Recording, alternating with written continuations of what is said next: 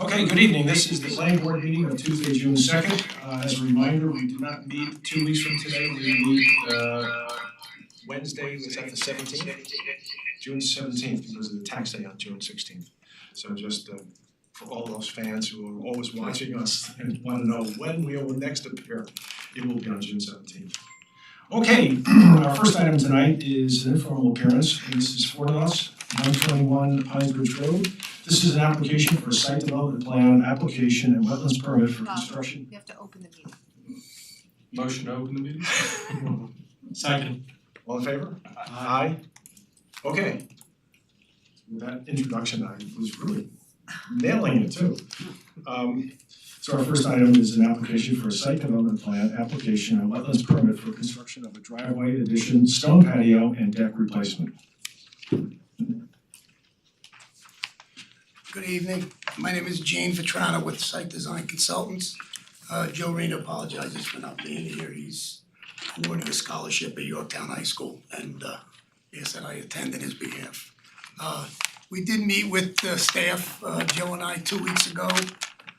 Took their comments, recommendations, and felt fairly comfortable that we added everything required. Then based on the comments that came back from both Dennis, Jeff, and and Sabrina, Sabrina. I would like, I guess, address them this evening, is that the best way to handle it? Well, why don't you refresh us what we're really looking at here? Right, so the project initially was to replace a deteriorated deck in the rear yard. With that being said, a contractor started some work over a year ago and did some tree removals, started doing some excavation in the backyard. And with that being said, that was within the clearing and grading limits. So with that being said. The tree removals, were those mostly in the front of the house? No, well, what happened was he took trees down on the east side of the property and then he spread sod. So we have taken that into consideration also as dealing with that in the new mitigation plan. We had not done that in the first submission. He also, while he was excavating, he exposed a lot of rocks. There were piles of fairly large boulders in the backyard. I'm sure you visited the site. There's mulch back there, there's tree stumps.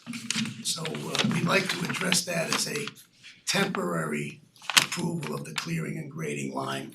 And then once he removes everything, then go back and establish the new clearing and grading line.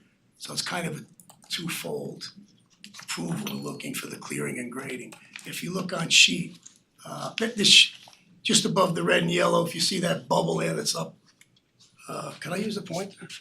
Thanks. Fair? Let's see how this works. Maybe. Right there, that's where there is a pile of stumps and mulch here. So we're looking to extend the clearing and grading line temporarily to that area. Once they remove everything, then now establish the new clearing and grading line, which would be right here. So it's demarcated by that hatch. There's also a pile of rocks here and here that we'd like to have removed before obviously he starts any of the other construction. With that being said, Ms. Fornellis would like to extend the parking area of the driveway. We propose to do that with the Voda blocks.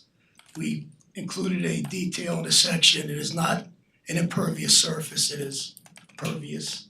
We have the documentation for that, so we didn't have to include that in coverage. We're also going to propose to put Cambridge pavers in the red area and then the yellow area surrounding that, again, the Voda block. We're also extending the square footage of the deck by 232 square feet. This is the existing deck that is deteriorated. So the new plans included also extending the deck and adding new stairs and a landing. We tried to take the chart and simplify it a little by delineating wetlands buffer versus clearing and grubbing line limits. I know that there was an issue that when Dennis checked our numbers, I think there's an issue of it was a clerical error on math. one of the numbers was off by 5 square feet, we can correct that. But again, let me go to the numbers that Jill and I worked out this afternoon. Talking about the mitigation and requiring a 1.5 to 1 to satisfy chapter 64. The actual square footage that needs to be mitigated is 6,587 square feet. It's not clearly identified on that chart, so Joe said that he would correct it. With that being said, the proposed mitigation area, if you go to Steve Marino's drawing the mitigation plan. There it is. This is the new mitigation area. And again, this was based on the meeting that we had with staff 2 weeks ago. That area is 12,411 square feet, so it exceeds the 1.5 to 1 What's ratio. going on in this area? Is that So just that gonna be- area, we added that. Initially, our first submission, this was the mitigation Which one? area. Right. We added this We area. added it, but what's going on? Is that just going to be lawn? That's planted area. It's all, there's a planting schedule from Steve Miller, planted area, and we're proposing a fence along this line. That was suggested by staff also. So we're gonna, and it's on the plan to propose a So split rail fence. is that I saw somewhere about the biannual cutting of grass? Is Yes, that that's it, yes, that's that area, This yes, area here, yes. and then what's going on out here? Just, That's wetlands area, so I don't think anything's happening beyond that. so no planting out there, it's just gonna be. That's all planting, yes, this is all new planting, yep. And again, that was reviewed by Dennis, I mentioned to Dennis that we reached out to Steve a little bit too late, so I asked if Steve could contact him directly and perhaps answer some of the concerns that Dennis still has about the species and so on. But this is all going to be new planting. The deck has got a lot of piles that you need for support. Will that all be hand It's all hand done, yes. Yep. What is this going on here? So that's additional area that's within the wetlands. Don't Right. forget, if you go back to the chart, we try to What does that hatch mean? It seems like it's described as some sort of turf and No, it's tough okay. track or whatever that Yeah, is. that's another word for the voter block. It's called tough track. It's a grid system, right? And you either plant between it with grass or you can put gravel. There's a section through it, it is an approved system for stormwater management. So we don't have to worry about any dry wells. So that's gonna have the so-called tough turf with No, the tough turf is right here, the yellow. the yellow. This is beyond the tough turf. So what's going on there? That's Just gonna be lawn? Yeah, just lawn, Okay, just lawn. and then, so this is the tough turf here, the yellow. The yellow's the tough turf, and parking then this, also. correct. The red is the Cambridge blocks. And that's solid, And right? that's Those are interlocked, yes, interlocking blocks, yep. And this L shape laying down on its side, that's the extension to the existing deck, that's the existing deck. So if you go to the new plan, you'll see the new configuration of the deck. And we included those two sheets, it was all one submission, even though it's not part of this narrative. Right, so there's the new deck. And is any of this existing out there right now, other than just the deck that's coming The down? deck is there, and again, if you visited the site, you see there's The trenches, original it's deck. muddy back Right, there right. now, there's nothing else The there. original deck. The original deck, yeah, just the original deck, yeah. So again, so we're asking for two things, right, we're within the wetlands, and then we're asking if we can reconfigure the clearing and grading. Well, yeah, in an unusual manner, the two-step. Yeah, and again, if you notice, the entire, well, most of the house is in the wetlands. Yeah. With the 150-foot setback now. I'm assuming when the house was built, it was 100 feet and everything was okay. Okay, Sabrina, you got some comments? Yeah, I think the applicant has tried to be pretty responsive to our previous comments. There's still a footnote that needs to be changed. I It saw says, that. you saw Yeah, that, I so saw a that. footnote to the zoning Zoning conformance chart, table. yes. in addition, the coverage, and you did address, you put the coverage numbers on the plan. Yes. But it would be helpful if you could identify in the actual plan what is 225 square feet, what is I the thought stairs. we did that. I You looked at did it the- only on the chart, not on the actual physical I thought- plan. I thought we did that. I would check that, make sure it's done completely. And then with on this landscaping plan, it would be helpful to include the existing clearing and grading limit line and your proposed clearing and grading limit line consistent with On the landscaping plan, yes. landscape plan. I noticed So we that have a also. better Joe sense said we'll reach out to Steve Marino, have him and do give that. them those Yes. lines. And again, as I said, I asked Dennis if it would be okay for Steven to contact him directly to address some of his issues about species and planting. And then I'm gonna answer for Jeff since he's unable to attend at the moment. But he did have a new comment to advise that a chairman's signature block has to be placed on a wetland mitigation plan. Yes, we said, and we put it on every sheet because the directive the first time was to put it on every sheet, Yeah, but now it should only be on the first sheet. And the mitigation plan, yeah, that's what your new directive said, first sheet only. I have no idea. It That's- should be on every plan. It should be on every page. Yeah, That's it not should- what it says, so if that's, Oh. yeah, tell me. We're gonna advise you to put it on every page. Okay, let me make a note, but should it be on the deck plans also, because Yeah. it should be, okay, alright, cause Joe wasn't sure whether it should be on the deck plans. So signature on every sheet. My ink is cheap apparently. Yeah.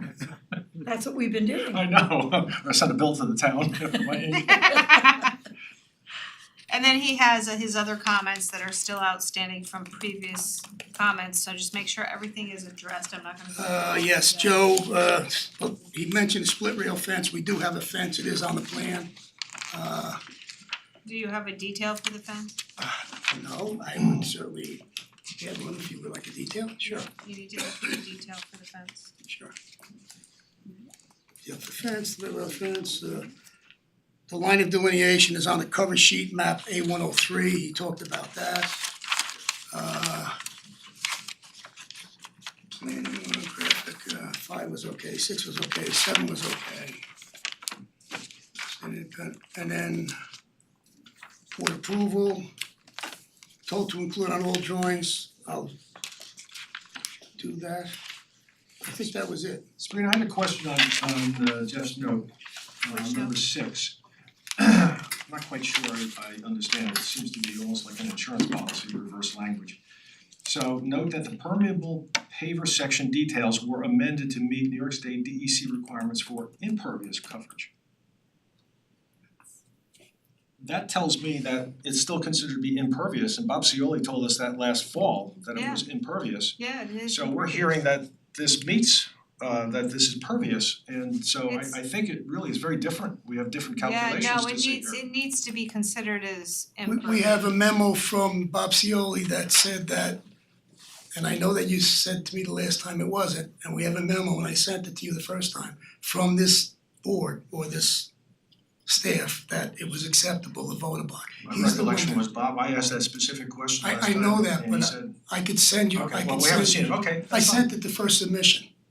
It may be in the Yeah. first submission. So we need to see it then, okay. Sure. We'll check I'll it. send it to you again. Yeah, And again, send it again if you Joe can. did the research Well, on it, nonetheless, it seems that, state uses it, it seems that Jeff is still of the same opinion as Bob. No, he said I think it is, it might be considered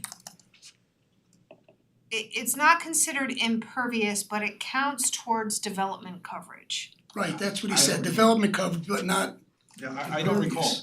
I know we had this with the shooting club out there, because they Yeah. had all kinds of stuff, and we went through this years ago. And it came back and it was not counted to be pervious. Okay, So we've gone back and forth on this for years so already. we'll need to verify it again, but I think today Jeff and I had a conversation about it, and it is about it counting towards development coverage, but it does not count towards the need to do a stormwater Yes, practice. that, right, that was the But I discussion. think years ago, there was, as I recall, there was a percentage that an applicant received credit. Yeah, So it was not 100%, but then I thought it went to 100% impervious and you lost all credit. which didn't make any sense to us, but Yeah. that's what, Well, we'll check. I mean, I know Bob Seoli did a memo on it, so Yeah. we'll see well, where that's important because that could really sway the numbers. sway your numbers very significantly. And again, he specifically told us voter block, and he said we had used it in town before. He said, so why don't you do research on that product?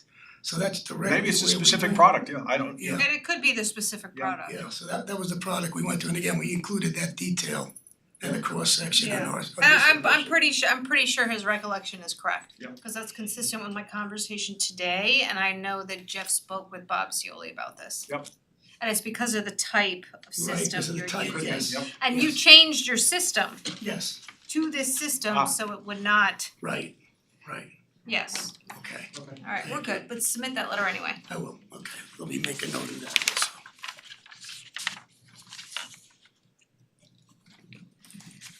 anything else from Jeff? That we need to, No, and not at this time, they have all of his write-up on Good, there, I think okay. Dennis's comments Dennis, you are- had comments, right?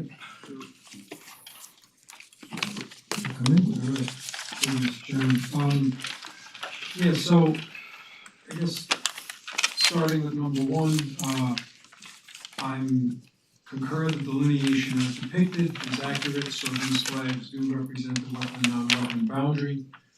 I think as already stated, we just need the clarification on the requirements. Again, that's assuming that you've met the requirements of avoid and minimize, which is up to the board, but as far as the mitigation and, needing to just worry about satisfying the recommended 1.5 to 1, just so that that's clear, Yes, that's fine. we'll add the math, Right.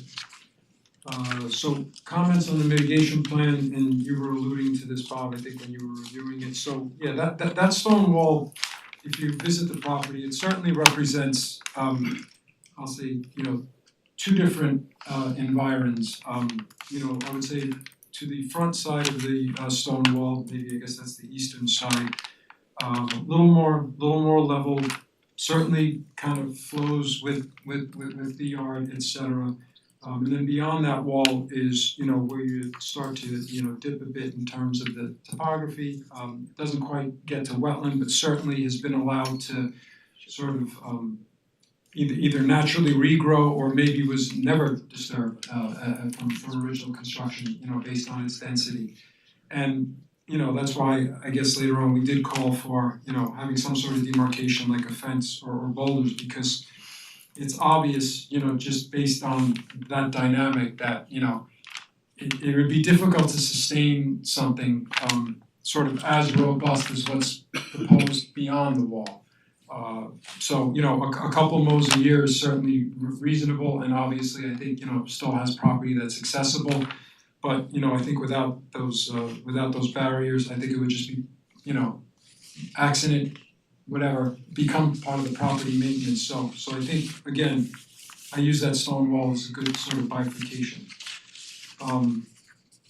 Now specifics to the plan, there's a few other invasive species. I just suggested that you add those just so that, we're all in recognition of what needs to be removed.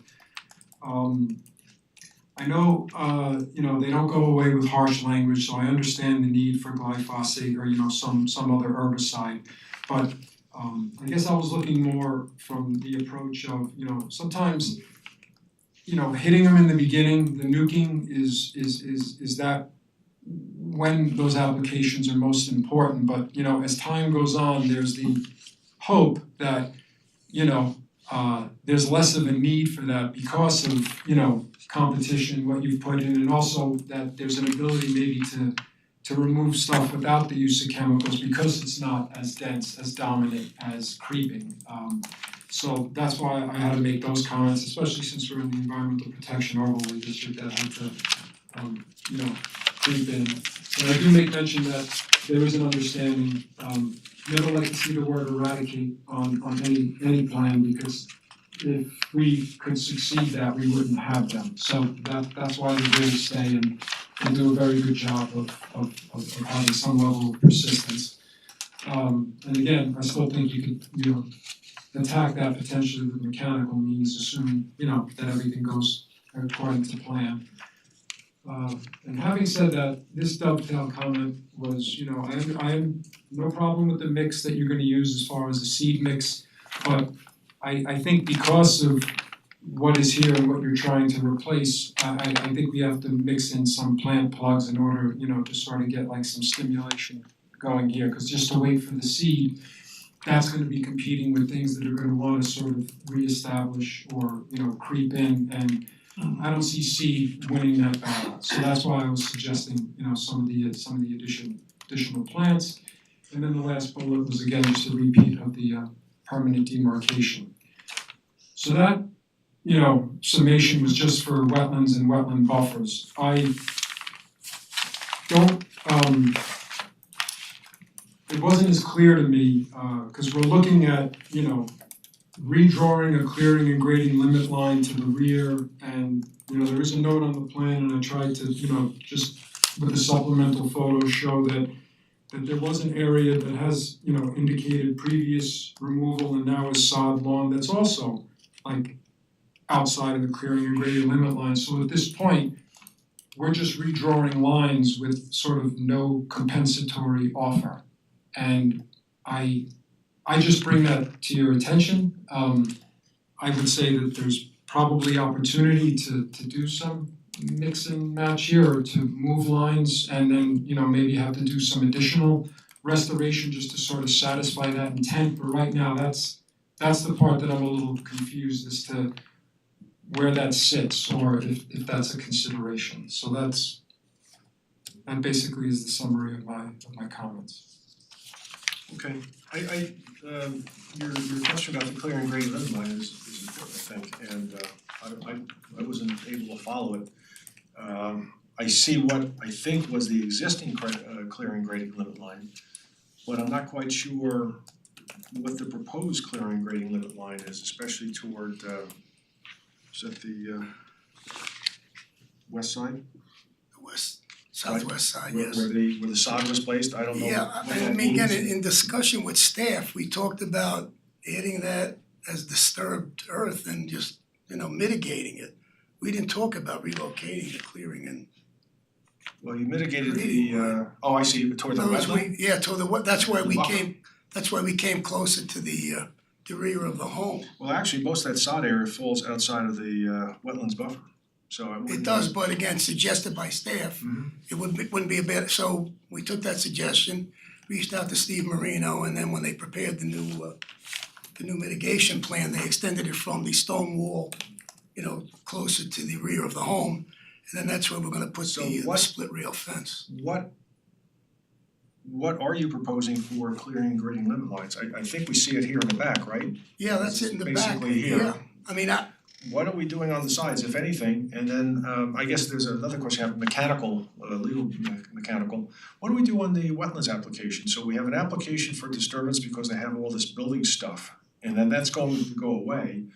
So I don't think we wanna grant a permit that permanently lets them keep the stockpiles there. no, So we would, we actually issue two permits, one that's temporary for the construction, and then once that's satisfied, we. As part of the building permit application, they'll demarcate, that's one of Jeff's comments, to demarcate the area of disturbance for construction. Only, Yes. but we don't have to issue two permits, No. right, and we noted that on the plan, that this was a temporary Yeah, I line. understand. Temporary versus permanent, Yeah. right. But I don't understand what we're proposing for clearing and grading limit lines along the sides of the I'm open to recommendation from staff, we didn't discuss that when, well, Joe and I to met. Dennis's point, he's raised the issue here and we're not quite sure what you're proposing. Basically, it seems like, well, we'd like this construction, we're gonna put it in the wetland buffer, and we've mitigated the wetland buffer issue. But we basically are ignoring the clearing and grading limit line that we had before, and It's this line along the side.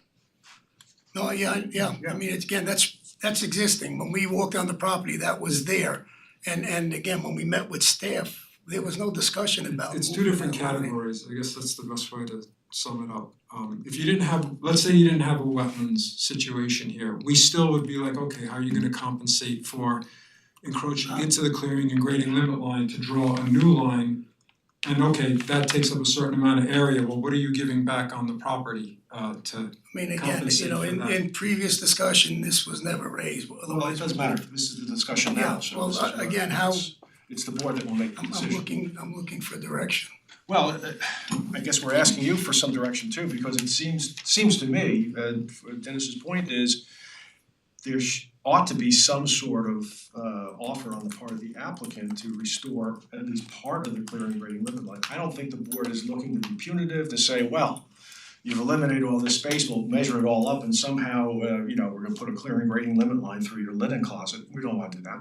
But, somewhere it seems to me, and maybe it's appropriate along this side, maybe along a property line to, restore that, put some plantings in there, separate it from the neighbor's property, give a little bit more a visual barrier or vegetative barrier, and keep it out of the mowed area. It's just a thought, I mean, again, I'm not I think you have to, looking to post stuff on you that is unreasonable, but it's unreasonable, it seems to me, that an applicant walks in and just says, we're blowing up the clearing and grading limit lines, and that's it. Well, that's not the case. though. Well, it is the case. No, it's not. Well, I'm being overly dramatic with the wrong Okay. verb, but that's exactly what is happening here. You're Because- ignoring the clearing and grading limit lines and making as if it never existed.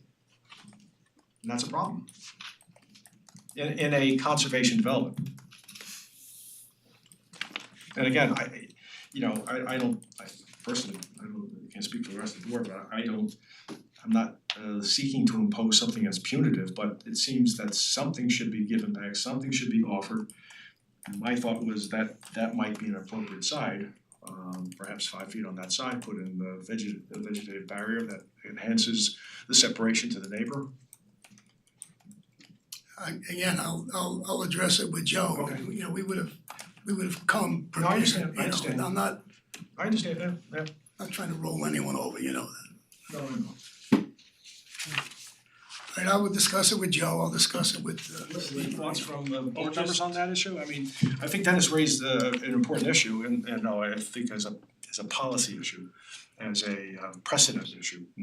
But I don't think it's something that we need to be overly punitive with the applicant, but something reasonable seems to be Yeah, I mean, appropriate. it's like a push-pull. Exactly. If you're gonna push it here, maybe you pull out over here, and we try to balance it. it's a balloon squeeze. It's a balloon squeeze, okay, yeah.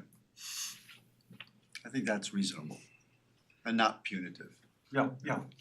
And something also that might make sense for the property itself. So the area in the back, right, there's that wall that goes across, and there's a portion that's page north, page south. It's on the landscaping page. Is the stuff that's page south, the south of the wall, is that in excess of what's required? We were talking about the For mitigation. the wetland, yes. I think so, right? the total square footage is. It's again, the mitigation area is a little over 12,000 square feet. And what, Dennis, what, the 1.5 to 1, what's the amount that's truly required? Hold on. In terms of area, yeah, I guess whatever that number turns out to be. 6587, so 1.5 is 9,800, so we're like 2,600 square feet over. Right, and again, as I was saying, I mean, there's definitely two different, there's a bifurcation by the wall, and it's two different levels of sort of, I'll say intensity in terms of, what would serve as mitigation, but yeah, accounting wise, yes, they're over. Give them some credit for that. Oh, absolutely. I mean, that's why again, imposition of anything on a clear and graded limit line would probably be even less than 1 to 1, just something. And again, it's something that's reasonable for the property itself. Dennis used the word, I might not know what it means. yeah, you don't forget, okay. You used an adjective there and I just wanted to check, but it sounded like to me that the mitigation on both sides of the wall is thorough. Yeah, I would say one is probably, I think the word I'll use is more intensive than the other, but they're certainly both approaches. Intensive is a And so- positive. Are you using intensive as a positive? Because Um, people could say intensive and negative, I wanna make sure we're using it Yeah, I meant it in terms Fuller. of number of plantings, plant More density. robust. more robust, okay. Robust wine tasting, yeah, sounds good. And that's 2,600 feet over or plus or minus what you just said, right? Okay. Thank you.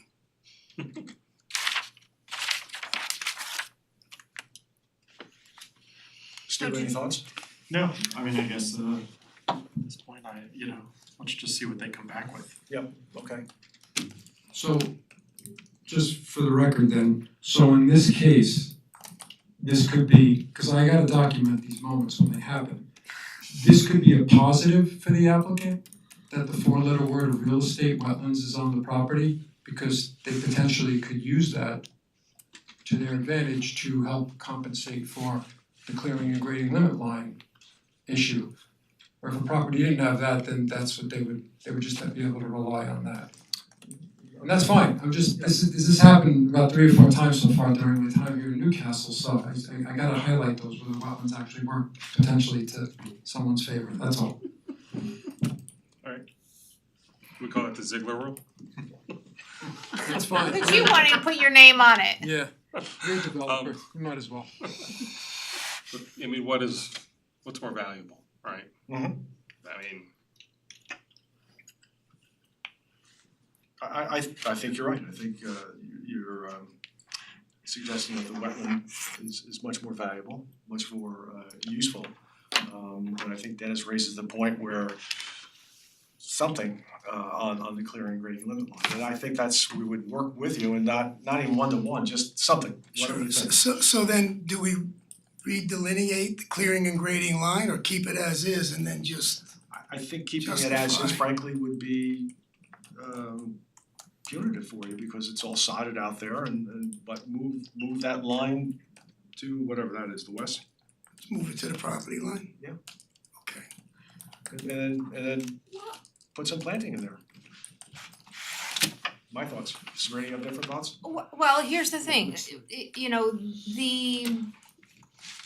the clearing and grading limit line extended up the sides of this property, right? And presumably they were to buffer the property from the neighboring properties. Though that buffer no longer exists in its current form, all the understories, there's a little bit of tree coverage in the front left of this picture that is already there, but the understory is gone. The rear is robust, the rear wetland is robust in planting. Would they have the option of beefing up the robustness of the front planting instead of planting along the sides? Making the back even more robust? No, the front. you The said. front of the there's 2 areas. Yeah. There's One in front of the stone wall. one in front of the stone wall, one in the back, and the one in front of the stone wall is not as dense in planting as the one in the back. Correct.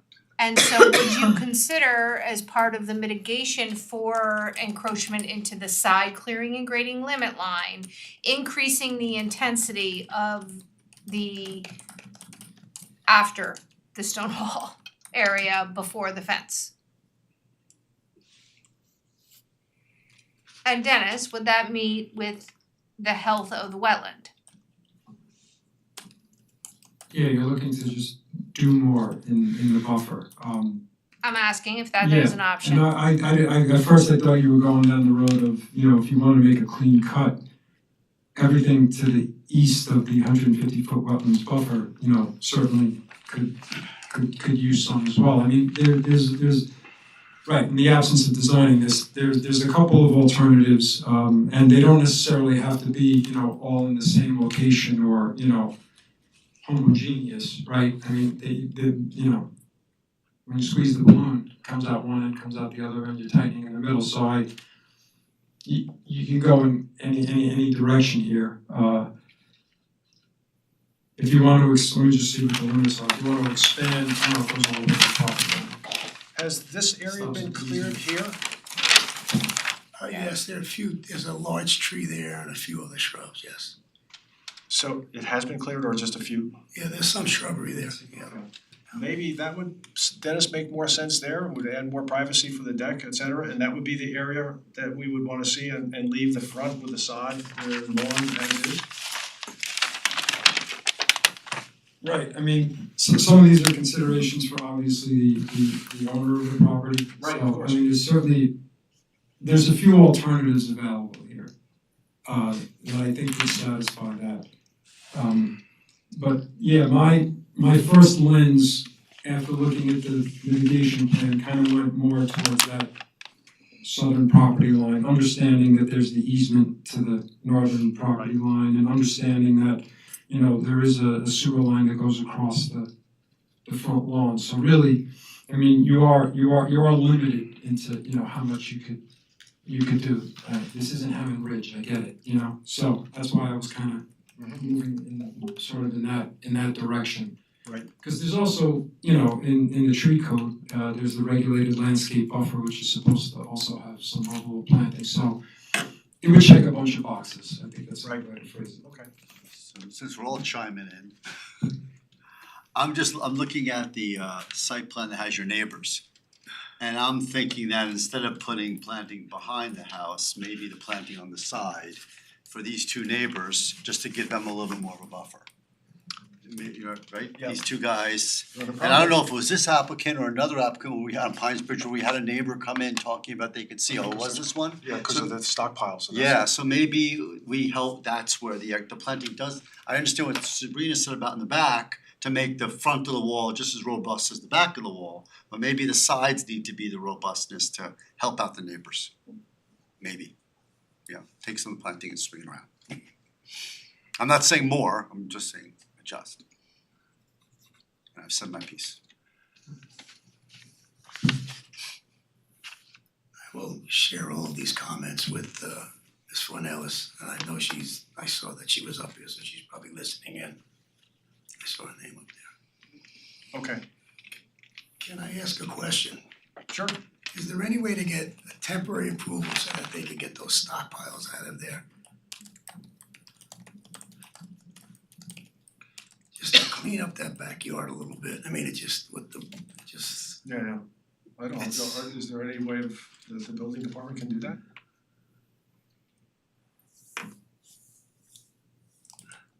I mean, we noted the access road, as long as he follows that, you know, and stays within where this proposed fence line is going, just to clean up that backyard. I think if your board is okay with that, I can bring it to the building inspector and see what he wants to do. Well, let me ask you a question. I mean, you know, you have on this, you have to make the changes to the plan to compensate for the clearing and grading limit line. You have to do a public hearing and we have to do a resolution. Well, if there's inclination of the board, we could schedule this for a public hearing on the assumption that we'll get all the information in. Yeah. And then we can have the resolution done within 2 weeks of that, assuming Mm-hmm. you know, the public hearing is closed. So perhaps we can do it that way. I mean, I understand the situation because this has been at least since November, right? Since Longer than that, yeah. so That would be probably 4 weeks, right? 4 to 6 weeks, well, altogether yeah. with the resolution. Yeah, that's what I'm saying, that might be 4 to 6 weeks before they can start to Right. remove in that scenario. Right, but the goal would be to get you done in July, so you're set. And I'm assuming if they go on the site with equipment and start moving stuff, it just triggers all these things because they don't actually have the permit to do it, right? So no, you're not gonna ask them. I don't know of a way of doing it, a mechanism for a so-called temporary approval, temporary permit. I'm all ears if someone has a way of doing that. I mean, similar to, you know, sometimes we get a demolition permit before we start construction. Right. Building departments have granted that to us on many occasions, before you actually get a permit for new construction. It is kind of demolition, right? You're removing debris, I mean, Is there any, is it hazardous? yeah, I was just saying, Is is it it hazard? clean? Yeah, no, they're tree stumps, there's a pile 15 feet high, 30 feet in diameter of tree stumps. Then there's wood chips next to it, and then there's 2 piles of boulders that exist close to the I house. think that, I think the building inspector wouldn't wanna set a precedent of No. having a temporary So, access permit. what's the soonest we can do for a public hearing with and then find out what When information? can you get us 2 out of 3 would be covered on the tree permit. documents, because right now, the next meeting would be July 7th. But we do have the June 17th. I'm looking at you When do you need guys, to, well, the question is, can you have plans done? because I would need to notice. We're at June second. Can I touch base with Joe and get to you first thing tomorrow morning? Well, if they're gonna set a public hearing, they need to announce it tonight. Can we do that and Can we then, do it anyway? and then we announce it, we can always defer it. Adjourn You it. could Adjourn adjourn it? it, you can. Okay, we'll do that. Is that realistic? I Thank mean, you. June 17th? He's I gotta will find out. verify tomorrow. You have to find out, and we also need the documents sooner rather than later, so Yep. reviews can be Do the done. notice, So- and reviews And can be in notice. notice. Is there a motion then to set a public hearing for June 17th? Motion? Second? Second. All in favor? Aye. And if you can't make it, we'll adjourn it, and then And leave I'll the have July. an answer for you first thing in the morning. Okay.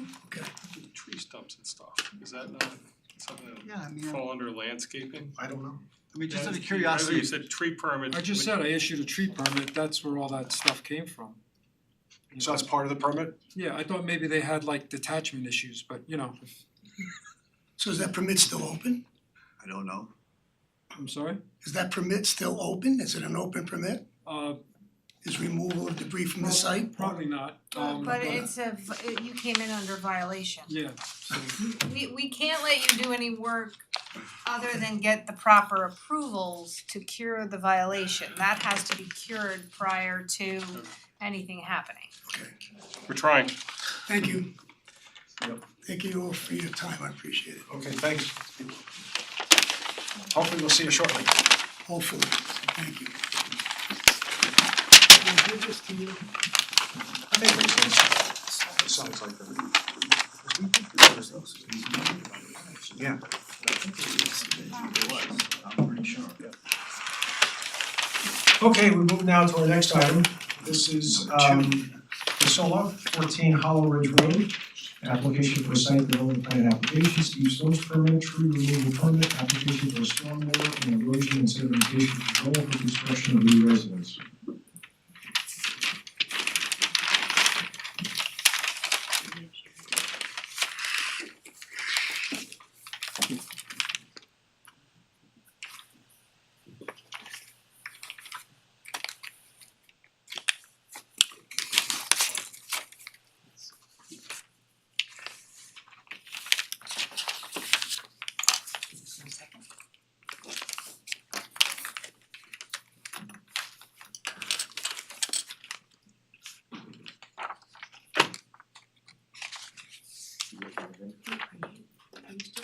No?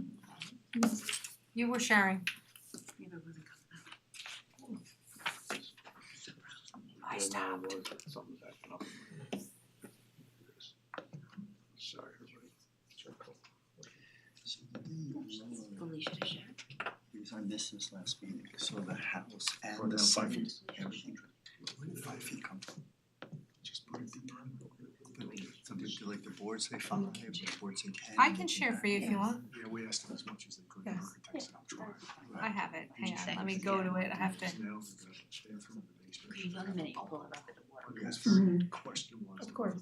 I was having some issues. It was freezing when I was sharing. Cut fill is dramatic. You're gonna, so it's agreeing, I was opening, I had the. Hang tools on, let me open. see if Trying to sometimes I install can't do, sometimes I can't do it. Tremendously. I don't know. Hang on. So it's just an architectural aesthetic. Yeah, Will it change? Yes. Which one do you want? That one is theirs. This The one? other ones are the Joe trees. Tremeli's The- plans, the- and then yeah. landscaping, we're gonna need to. that's too bad. This It one? was- Yeah, that's This the is first important. one. This is your letter. Your No, design not my background. letter. No, keep going.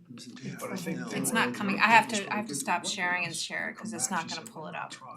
It's only I sharing could, I was that. using Bluebeam screen, I could try it in Adobe just to make lowered work the better. whole I can do it, Took just the whole just thing out. just give me a second. It's just I have to open up your file before I share it.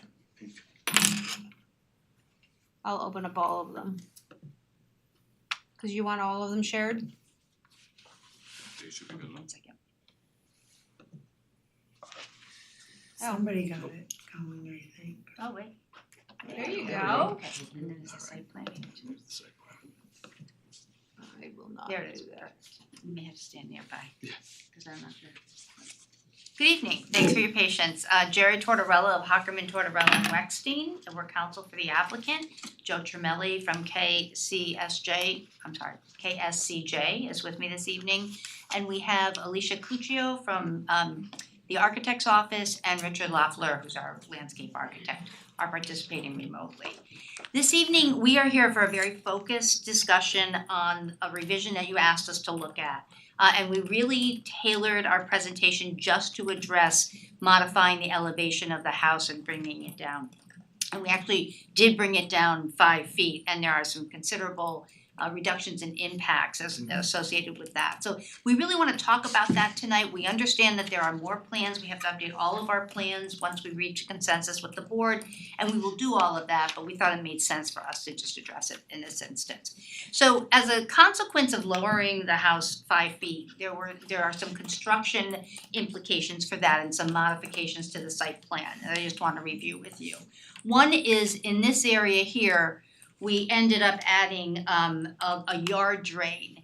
So we basically, when you lower the house, the elevation to the south will be much higher than our original design that we discussed with you last time in April. And so we're gonna have more of a pitch of water towards the house, so the yard drain was installed here to take some of the water away from the direction of the house. So you did not see this last time, but we would be extending the clearing and grading limit line to accommodate this yard drain in this location. We also have added a stairwell on the north side of the house from the basement. And we have a sewer ejector pump that's now gonna be necessary for the septic to deal with any bathroom in the basement level. Otherwise, everything else is gravity based. We were able to remove a retaining wall, the second retaining wall on the north side of the driveway, but to do that, we had to extend some of the grading in this location. So that is some additional disturbance that you hadn't seen before. That's why the numbers were adjusted a little bit on some of the disturbance aspects of it.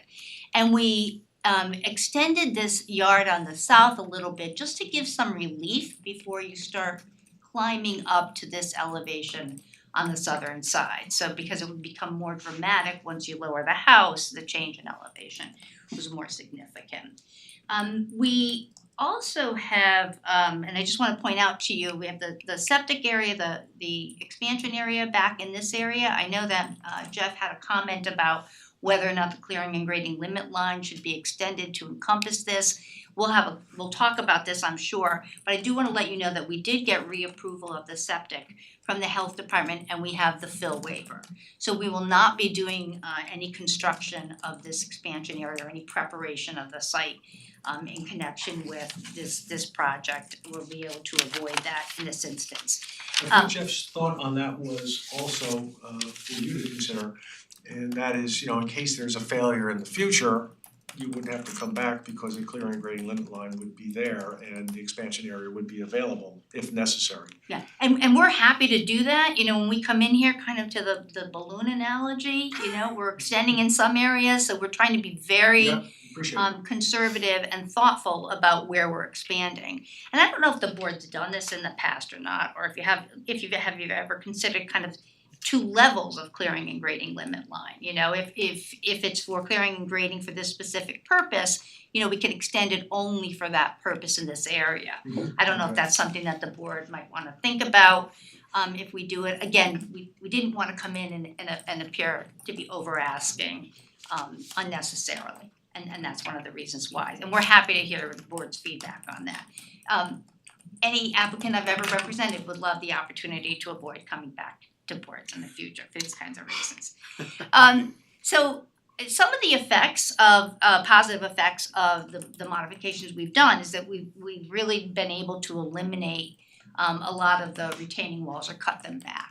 So on the north side of the house, you might remember the retaining walls actually extended further to the west, around the back of the pool and the north side of the house. We've been able to cut those back. And we've been able to reduce the height of the retaining walls in this area, so we think that that's a positive effect. The tiered walls, there were tiered walls, you might remember, near the parking court here, and we've been able to eliminate that. And then the second tiered wall, there was a second tiered wall on the north side of the driveway, and I had alluded to that earlier with this grading that we've done, we're actually gonna be able to eliminate the second tiered wall and keep the first wall at about 4 feet on average. Earthwork, substantial reduction in earthwork, by, almost 2,900 cubic yards. So it's a net fill of 226 cubic yards with this design. And we have reduced total disturbance by almost 1,700 square feet. So, and that, that is actually less than what we calculated the approved disturbance was under the Ferravecchio subdivision for this lot. Driveway grade will reduce from 13 to 11%, so that's a positive. We have a fewer trees being removed, on a net basis. They've been adjusted somewhat. And we have a little bit of reduction in wetland buffer disturbance and development coverage. The steep slopes disturbance didn't change, but that's because we weren't really disturbing that much in the steep slopes area. And building coverage remained the same, the footprint of the house did And the not change. wetland addition is just in this area, right? Correct, the grading, the additional grading? Right, Yes. okay. Yep, that area. So, Joe, how do I jump to the landscape plan if I can? Carefully, without. So the landscape plan has been modified largely to deal with the question of mitigation of the wetland and wetland buffer disturbance for the driveway. So in essence, Richard had added considerable plantings in this area. Again, let me just point out, this is the buffered line. And just to remind you, the wetland is kind of a disconnected system that's across the street, physically disconnected system from across the street. So the theory of or underlying principles of the landscaping plan were really to incorporate native species in this design that will fit in well with the deciduous wooded environment. And hopefully, appear like they've been there for a long term and not look so manicured in effect, and hopefully contribute to kind of the habitat benefits for pollinators and other fauna. So that is the mitigation that we're proposing for the wetland and wetland buffer disturbance that is being proposed.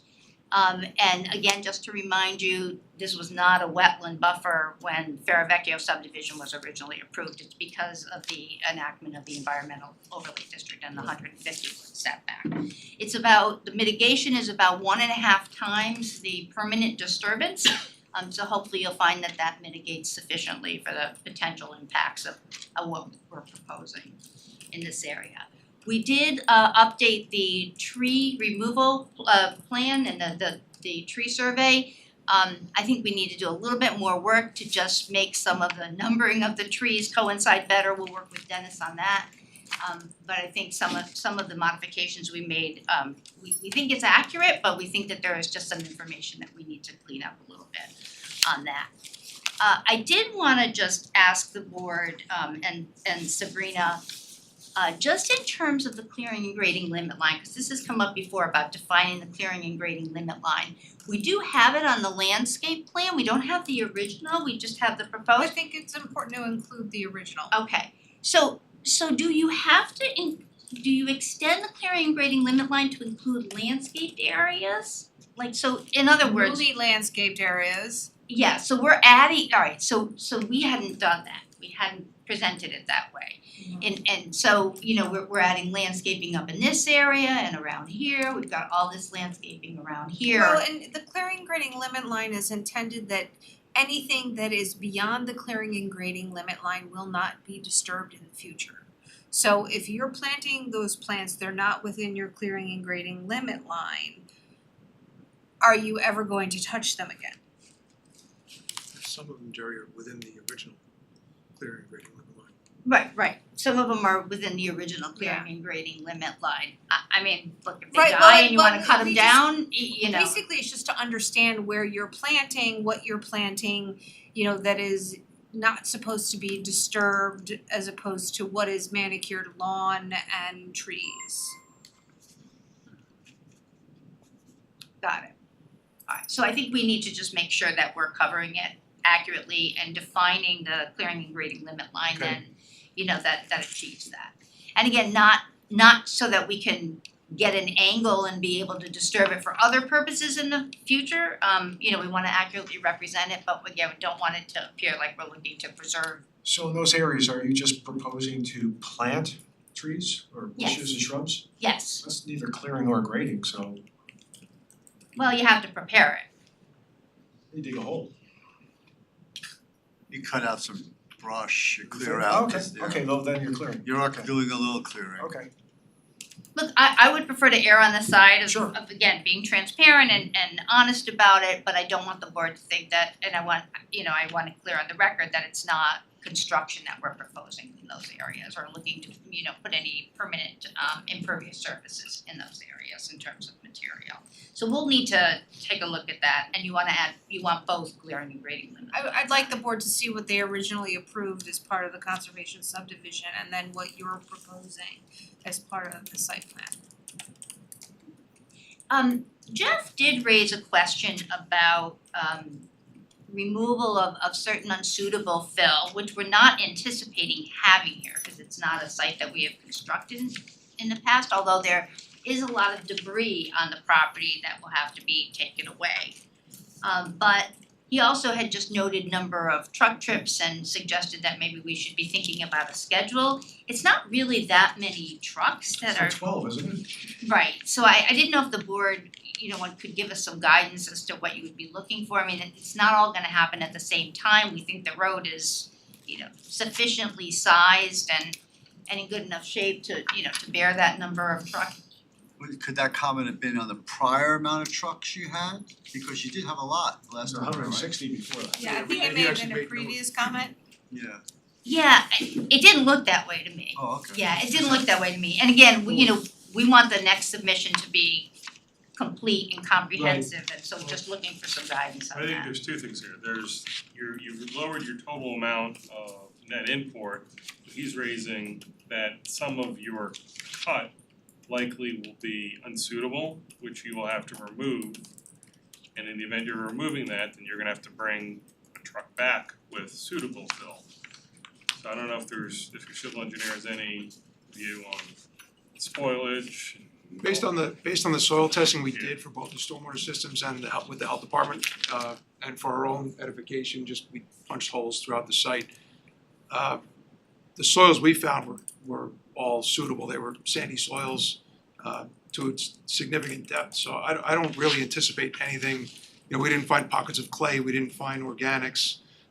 So I believe everything we excavate and cut will be able to be used on site as fill somewhere for the project.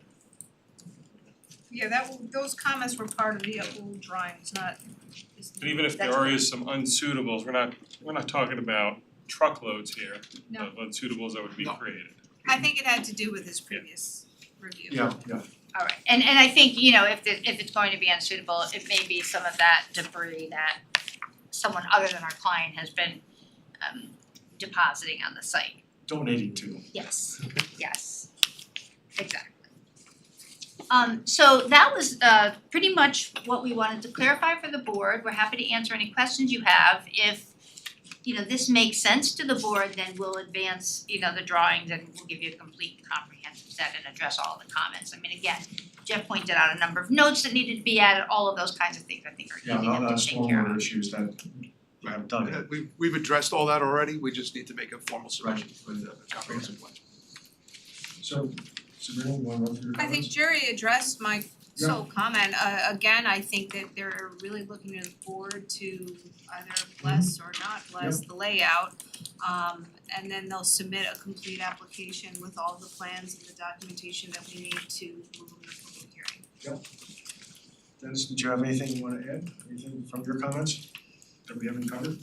No, the one thing I did want to say, so again, it's the math with the wetland mitigation, that component, but like you guys were saying, I mean, I don't disagree with the late great Bruce Lee that we should be like water, but in this case, I know that it's not hydrologically linked or disconnected is another word that you like to use, but there are other considerations, and I do think the native planting and consideration for wildlife.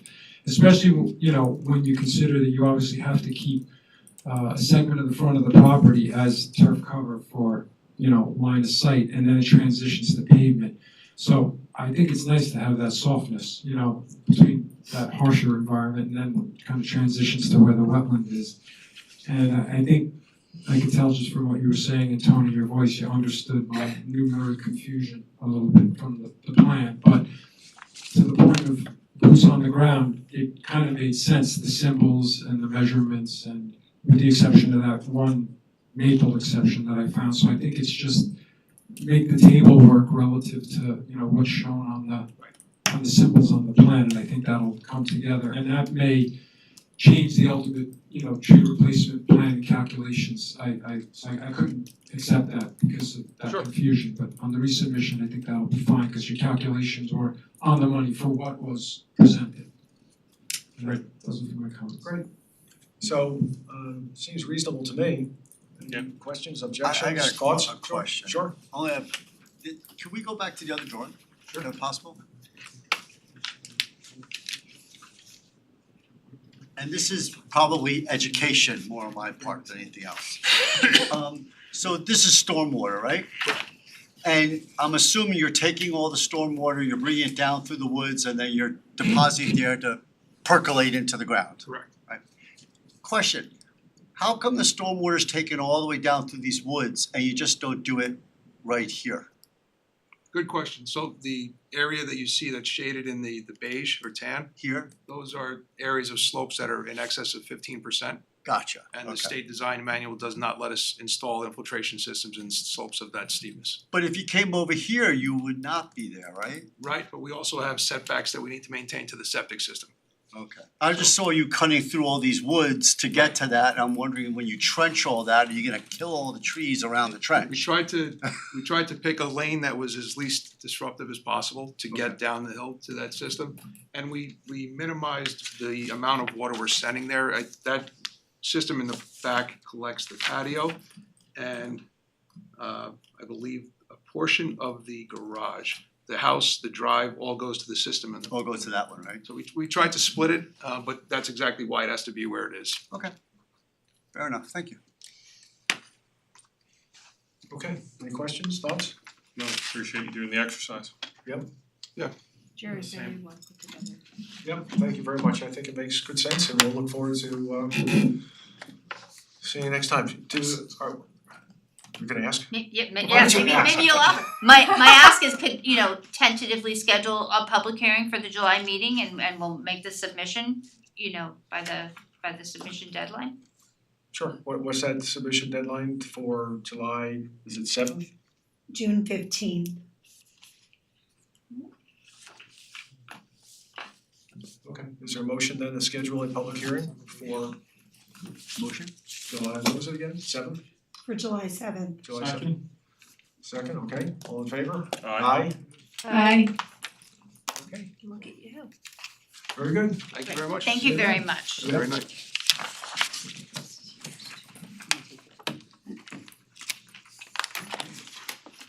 Number 2.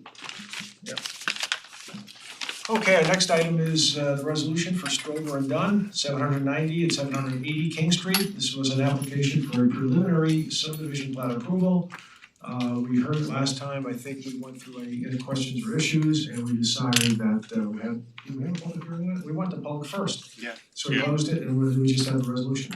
So any questions, changes, or thoughts on the resolution? Line 34, the fifth word is a typo.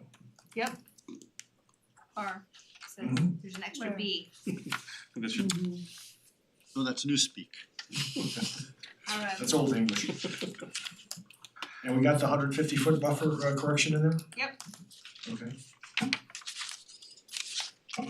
Anyone else, anything? If not, as amended, is there a motion to adopt the resolution? motion? Second? Who motioned that? It was a tie. I'm gonna say Yeah, they both Stewart motioned at and the same then time. Rock, paper, scissors? Jeff second. Jeff. Second. All in favor? Aye. Okay, our next item is the request for extension of time. This is a Random Farms, the Homeowners Association, 21 Random Farms Drive, an application for a site development plan application, wetland permit, tree permit, stormwater erosion control approvals for replacement of their wastewater treatment plant. I guess it should have been asked for about a year ago, but better late than never. I had one question that was on the request, it referred to redesign, I take it is there a structural redesign or any kind of layout redesign? Sounds like the costs, Well, the it cost, sounds like the yeah, costs have gotten so outlandish that they have to go back and revisit the design. maybe re-engineer it Yeah. for cost. So there's nothing material then in terms of construction change at all, Dennis, as far as you know? No, I went to the kickoff meeting last week, actually. Is it kickoff for the wastewater? For Wow. construction of the wastewater treatment plant. Yes. It's a big deal. Yeah, it's been a real problem for a long time. Okay, any issues, questions? If not, is there a motion to grant the extension requested by the applicant? Motion, Second, Second. all in favor? Aye. Aye. Okay, our next item is the referral from the town board regarding the MFR-C legislation. So we Sabrina and staff put together a memo based on our last conversation. Find my stuff here. find it, I can share it. oh, I got it. Yeah, we have it, and also, I haven't had a chance to read through it all, but I see that Greg and Jeff have offered some thoughts as well. Well, last year's. Last Oh, year. these are last year's? Yeah, I received no comments on this memo. Oh, okay. oh, because I got all my comments here, I Yeah. thought we were gonna discuss it We are, today. we're gonna discuss it, yeah, I mean, that's, I think that's the key. So, any changes, anything that you wanna mention, Sabrina? No, I was asked to summarize your comments. This is my attempt at summarizing them. I full well feel that you will change it. No. But the intention today is to come up with a letter to send to the town board after tonight's meeting. Okay, good. Anyone wanna go first to talk? I feel like I talk too much. But I'm willing to talk. So I one comment I thought that I made last time that wasn't really captured in the memo was not necessarily the genesis, but the process. And it seems to me that this is a little bit inverted. And it was, I guess, concluded that seeker doesn't apply because, I don't know why, but because their impacts would not be very substantial. And it seems to me that we go through a process to make that determination for seeker to see that there were in fact no impacts, no problems, no issues. So it seems to me it's a presupposition that there are none, so therefore we don't have to do seeker and therefore we go forward. And by doing that, as I mentioned last time, I think we short circuit the process and we also short circuit the information, because I think we talked last time, we asked about, a year ago we asked about information. It didn't follow through on it, but last time I think we made some observations that there was some information that we would really wanna see and hear and learn and know about that would help us inform our thoughts as well as recommendations to the town board. So, I mean, I'll start off and just say, you know, the goals and purposes and the intent of the legislation pretty clearly set forth, although it's presumptuous language in my opinion, because it starts off by saying we're to provide suitable opportunities for development of housing designed to satisfy the needs of smaller households, particularly young and elderly, et cetera, low, moderate income. And yet, to make that statement, do we have any information that suggests that the rents in these new construction, these new buildings will be the same or lower than the current housing units that exist on King Street? Are you reading from the existing legislation? Yeah, the proposal. Right, so that legislation is already on the books. just so you're Okay. aware, the Yeah. changes that the town board is making are the red lines in that document. Yeah. But everything else except for those red lines are in the code today. Yeah, so the three changes are the 1 acre to quarter acre, right? Yep. The 50 feet to 10 feet, Mm-hmm. and getting rid of the NA because apparently that was maybe a clerical mistake. We never should have had an NA, it should always be 2035. Are those the Not three? requiring a maximum, Yeah, that was the NA. Threshold. So those are the three, right? Those are the and then maybe incentive for green. and the incentive for green, and they were talking about, yes, those are the Right, changes. those are the, so everything else is the code, and these are the four things that they're looking to modify the existing code. Correct.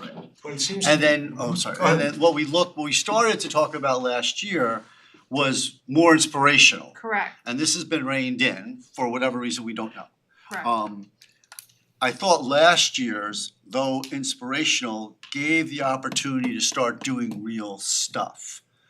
I think these things start to muddy it up even more. Yeah, you had made that comment and I, it's not not So meant- that's where I'm confused. Yeah, well, and I'd love to hear more about you because about your thoughts on that because Sabrina tried to capture it in here again and again I was as confused this time reading it, I wasn't quite sure what you meant.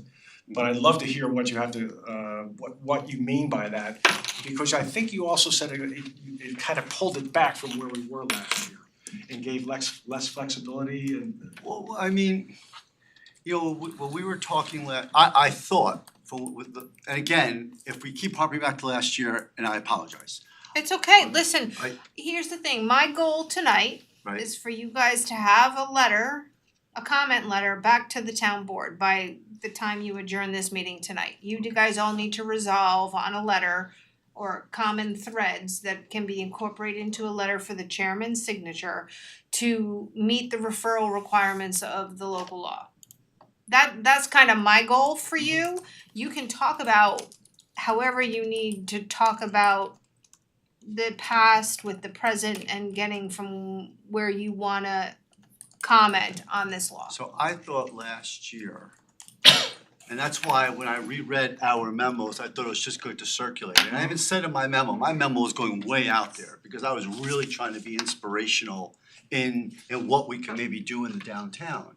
And I liked the direction last year because the comp plan that I think we did in 2018, 2019, 2017, and the major goals of the comp plan were housing, and diversification of housing, and try to get more people living in the town, and try to focus on the two hamlets because that's where the infrastructure was. And since Millwood didn't have any sewers yet, let's put our eggs in the Chappaqua Hamlet basket and focus on the zoning and fixing up this, and if sewers come in Millwood down the road, we'll deal with Millwood then, right? And last year I thought was, oh great, we're finally getting to it. We had good conversations, it went on the back burner, now it's coming here, it just, I think it's just a less than a drop in the bucket. Almost to the point where like the setbacks, the 50 to 10, I think that starts to make it even more confusing for people and we get less of good product because the 50 on part of the hill, 50 is good. On part of the hill, 50 is bad. And I noticed from the sketch you gave us last year, and I think that was a proposed draft, it showed we had zoning up top, zoning on the bottom, but the middle was gonna be different. And I read this as the middle's the same as everybody else, and I don't think that's smart planning for that part of town. I do think that the hill has a completely different character than the top of the hill and the bottom of the hill. I think the top of the hill and bottom of the hill could maybe be a 10-foot setback, but the middle of the hill, that would scare me, right? So, and I feel that I feel that the board took a couple of things that maybe they thought, oh, we can do setbacks and we can make 1 acre to quarter acre, and maybe they just tried to cherry pick a few things to move it along, but I don't think those are looking big picture on what the objective of the comp plan was, to try to get more diverse housing into the town. And if we try to stick on that plan, then the way you do that is the current property owners, what can we do to make it so they can, what can we do to incentivize them so they can take a risk and maybe try to build 2 or 3 apartments downtown and try to get some housing stock going. But right now our zoning, I don't believe offers them any type of opportunity to do that. Or if maybe they could do 1 unit. And I think if we all start penciling out construction costs and rent and taxes in the downtown, 1 unit ain't gonna fly. You need some scale. And it's not hundreds of units. I honestly don't think there's gonna be a developer that's gonna come and buy 10 acres of land on Greeley and put up 1,000 units. I just see that as impossible. North Greeley, not South North Greeley, I'm sorry. I see that as impossible. I do see a developer coming and maybe buying 2 or 3 lots and putting together 3/4 of an acre or a half of acre. And maybe on a half acre trying to get On 10 or King, on on King. King, yeah, maybe on a half acre trying to do something that's a little exciting. Or even an eighth of an acre you could do something, but right now with at 2,000 feet, 3,000 feet and 5,000 feet, these little itsy bitsy parcels, you're really limited. Unless I a think, developer comes and starts consolidating. I think Sabrina actually recognized it in the memos, talking about the 3 distinctive areas. And maybe we wanna make that very clear that, the top and the bottom should be treated differently. Similar. But the so-called quasi-residential with retail permitted, the hill is really a different zone. And I that's think the so. one that I think we should be concentrating on. It seems to me that the others, and I think that's what the legislation is really concentrating on. The reason I was talking about the so-called goal of the law, which hasn't changed, is I think we should have the information to know what this does. So if one of our goals is to offer and not nullify some of the like middle rental housing that we have, I suspect that the new structures will have a different rental configuration. And we have that information, we can start to check and see once 50 North Greeley is built, we can check and see what 91 is and see how that compares with the housing that is on the hill now, and understand, are we going to be undercutting what we're trying to do, which is give a diversity of housing and rentals, and start to actually make it even less affordable than it is now. And that's I think one of the issues that I have, and I've been talking about this for a while, is it seems to me that there's a lot of potential with much of the existing building stock, with a modification in our ADU regulations to add a number of units to the existing stock without the transformational change that 100% coverage or a 10-foot setback would have. It's not 100% coverage, it's no maximum coverage. So there's a misunderstanding Okay, right now. They're calling it allowing 100% coverage. Not stating a maximum allowable coverage doesn't mean 100% coverage. Well, It means what would limit that? Is it the what source? limits the coverage is the site. It's the site, it's the stormwater Right, the things that we always requirements. talk about. Exactly. Yeah. The landscaping areas that you require. So there is a misunderstanding that by removing a maximum threshold, that means 100%. It does not. But also, doesn't the law also lean toward having this application come as a matter of right with very little review? Absolutely not. No? It's your permit. The Our permit, but MFR's subject to those the same sort subject of to the standard? code that you have in front of you. Okay. And you have a lot of authority in the incentives to grant the percentages of, I think, 6 through 11, so half the percentages, and you have site plan approval.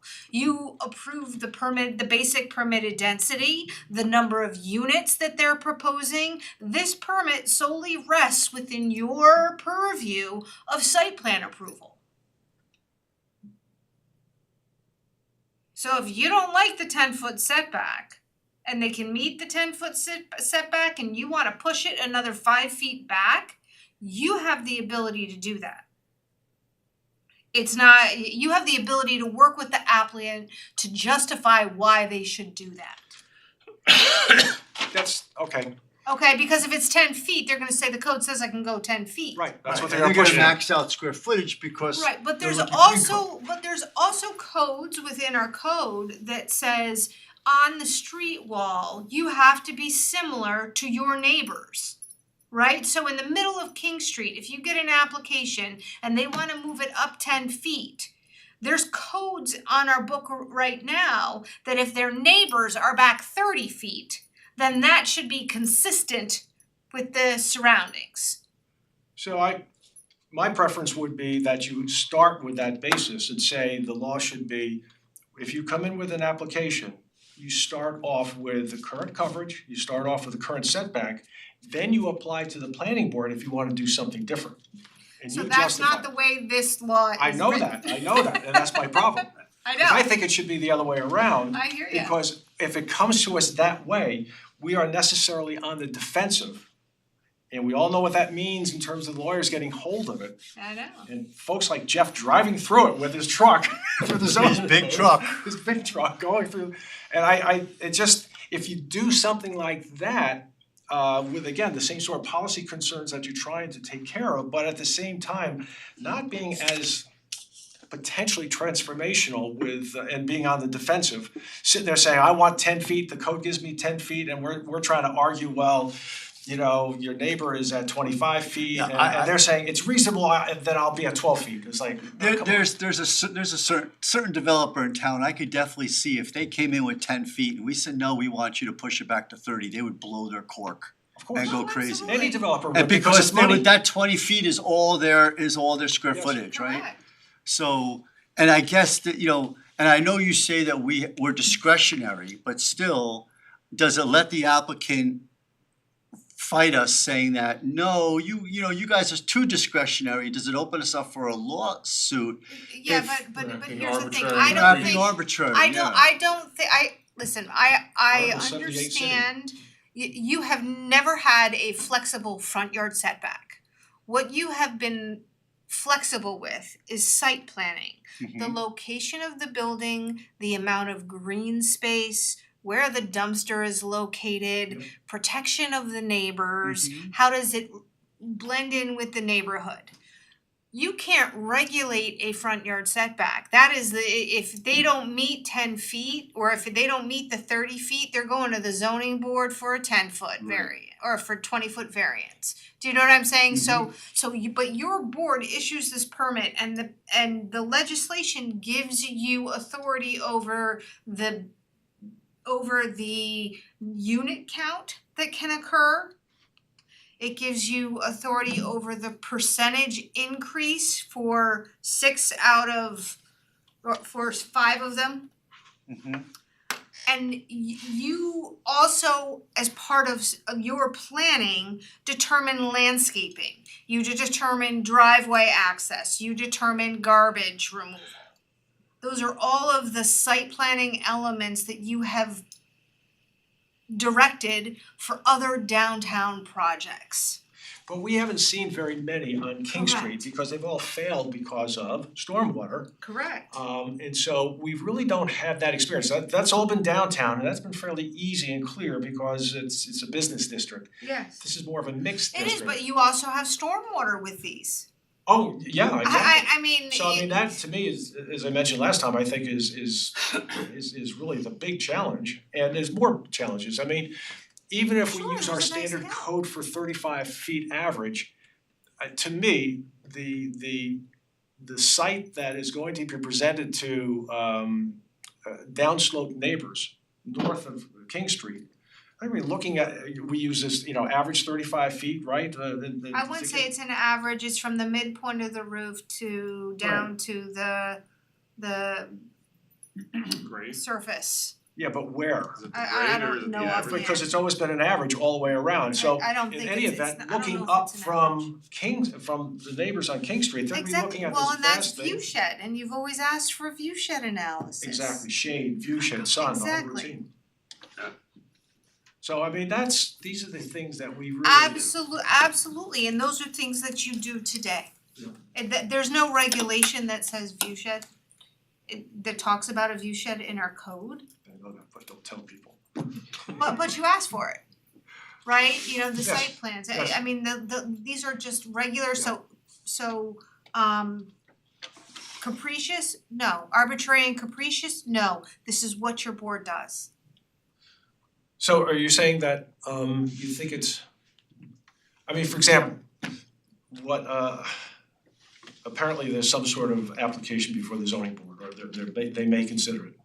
And I talked to the building inspector this morning about it, and to me, that is an attempt by an applicant to bypass the legislative process and it puts the zoning board in a terrible position of having to rule and basically ignore what we currently have as our code in the MFRC area without going through the legislative process.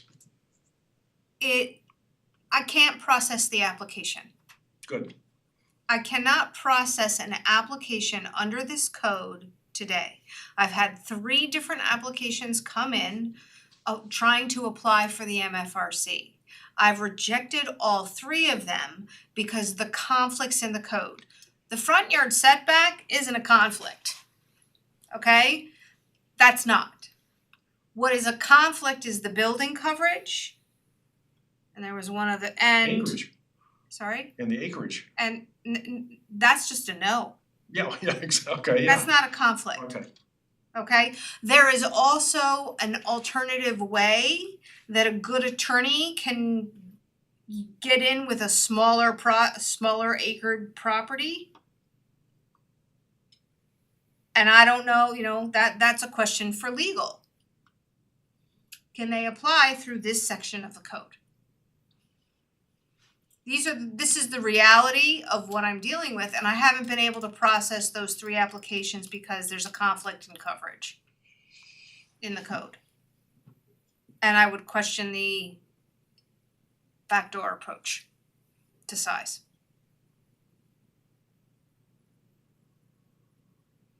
Is it possible to, since you've said no on these applications, is it possible for the boards and the public to see them or to know what they are? Oh, no, I don't have formal applications. Oh, all right. Just the Conversations. Preliminary. Yeah, these are preliminary Yeah, right. conversations. One thing I wanted to say to all of you, it's the I last think you just have time, to state your name. Yes. James McCauley, 24 Highland Avenue, Chapel Bluff. I live on King Street. I live on the west side of King Street in the King Street Hill condominiums. I said last time I built them, was built 40 years ago, under the MFRC. We're 1.1 acre, so we qualified, it was in the early stages of it. There's a incline on our property from north to south. The next property is the Perez property. I'm a little confused, I thought it was 0.9, but I saw another map, a town map that said it's 0.75. So it's below us. But we're 6 to 8 feet above King Street. All right, so depending, now ours are back, because I measured it myself this week with a what do you call it, a ruler. Tape measure. It's 70, the front of our building is 70 feet back from the road. The next property, the Cavalacci property. Is there parking between the road and your Yes. building? Okay. Yes. And it's 60 feet of No, parking? no, that's only about 30 feet. Okay. The building itself, What was your front street though? huh? Your front yard? What's Your your front front on? yard Your is front- Highland Avenue, No, isn't it? no, Okay. that's our backyard. We come in on Highland because there was no entrance allowed it's a state road, so they didn't allow us to cut in an entrance on King. The entrance is on Highland. My unit is one of the 2-bedroom units, it faces King. The driveway is in front of me, and then there's a drop off of 6 to 8 feet to King Street. So what I'm trying to get to is that when we're talking about the setbacks and the height of the buildings, there's 2 different King Streets, even on King Street.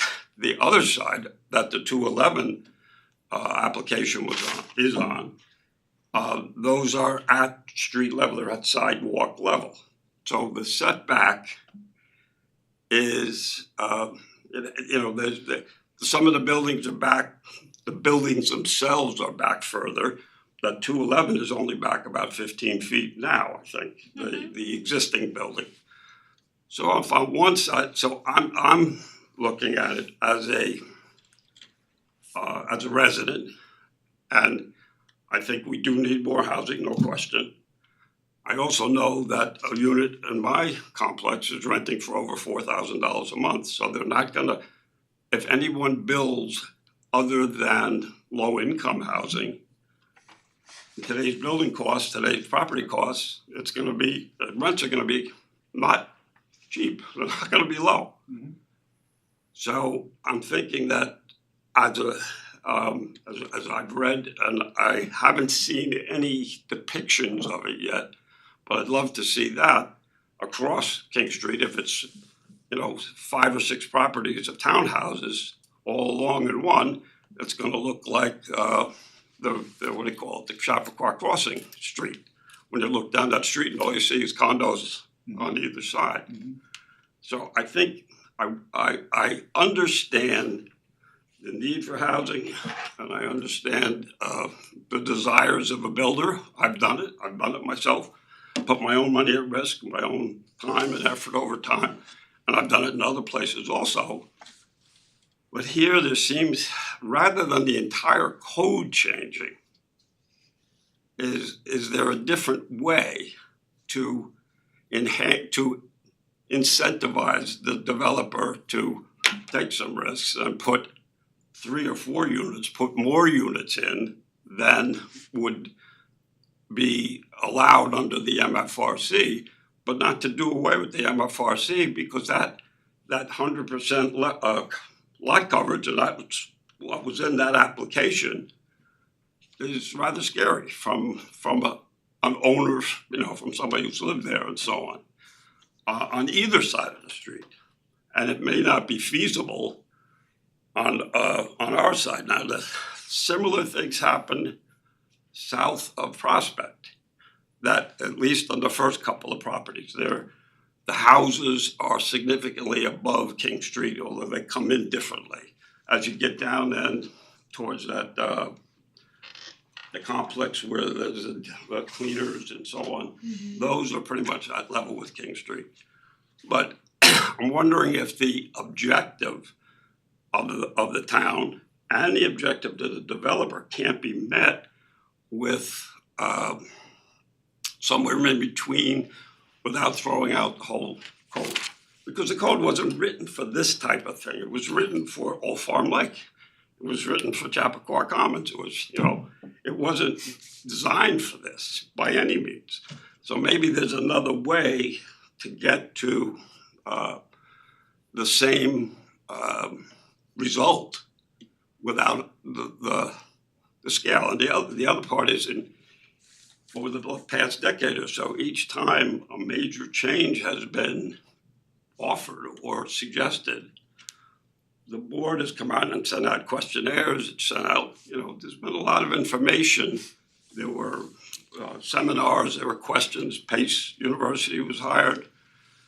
This is happening, it seems, off the impact of one application for a 3.33 acre lot, which I have to agree with Chairman Kirkwood that it seems kind of backwards. It seems like the mouse is getting the elephants to run. But there should be I think in this line here and that line here, I know there's a lot of but maybe there's a middle way and yet these 100% type coverage and who live there. It isn't just those of us who live on King, it's there's hundreds of other houses. It's just, not so good. And the results, I think, can be achieved because we all seem to want the same thing. But just maybe not as much of the same thing as a change in the total code would allow and would put the town and everybody else on, in jeopardy in ways that aren't necessary. Okay, thank you. Thanks. Serena, when you have the coverage issue, what is the coverage issue that is the thing that thwarts your making a determination or processing or going forward? In the text, it talks about maximum thresholds for building and development coverage. In the table, it says NA. Okay. I just wonder if we went about it differently, again, I've talked about this for a while, but if we got a real good, accurate inventory of the units that are in the King Street Hill, including those areas that are currently occupied for retail, commercial, which could be converted to housing. Get ourselves a full inventory of what we have, and then with a modest change of the ADU regulations in that zone where they could add another apartment or two, probably just one. And then we don't have to do anything with parking, maybe even shrink the parking because it's designed for some commercial on the ground floor. See what that gets us to in terms of the increase in number of units. But in any event, use that as the baseline now for a developer to come in. You're looking at this building right now, it has only 2 units right now, but there's commercial, there's incentive, we could get you to 5 or whatever it might be. And start there and say, we can get you to that level, and it's it's not going to be a dramatic transformational change where you have to go to extremes for coverage or go to extremes for setbacks, et cetera. But it's a base that we can start with information in terms of what are we trying to get to? What's the number? What's the delta that we're trying to get to?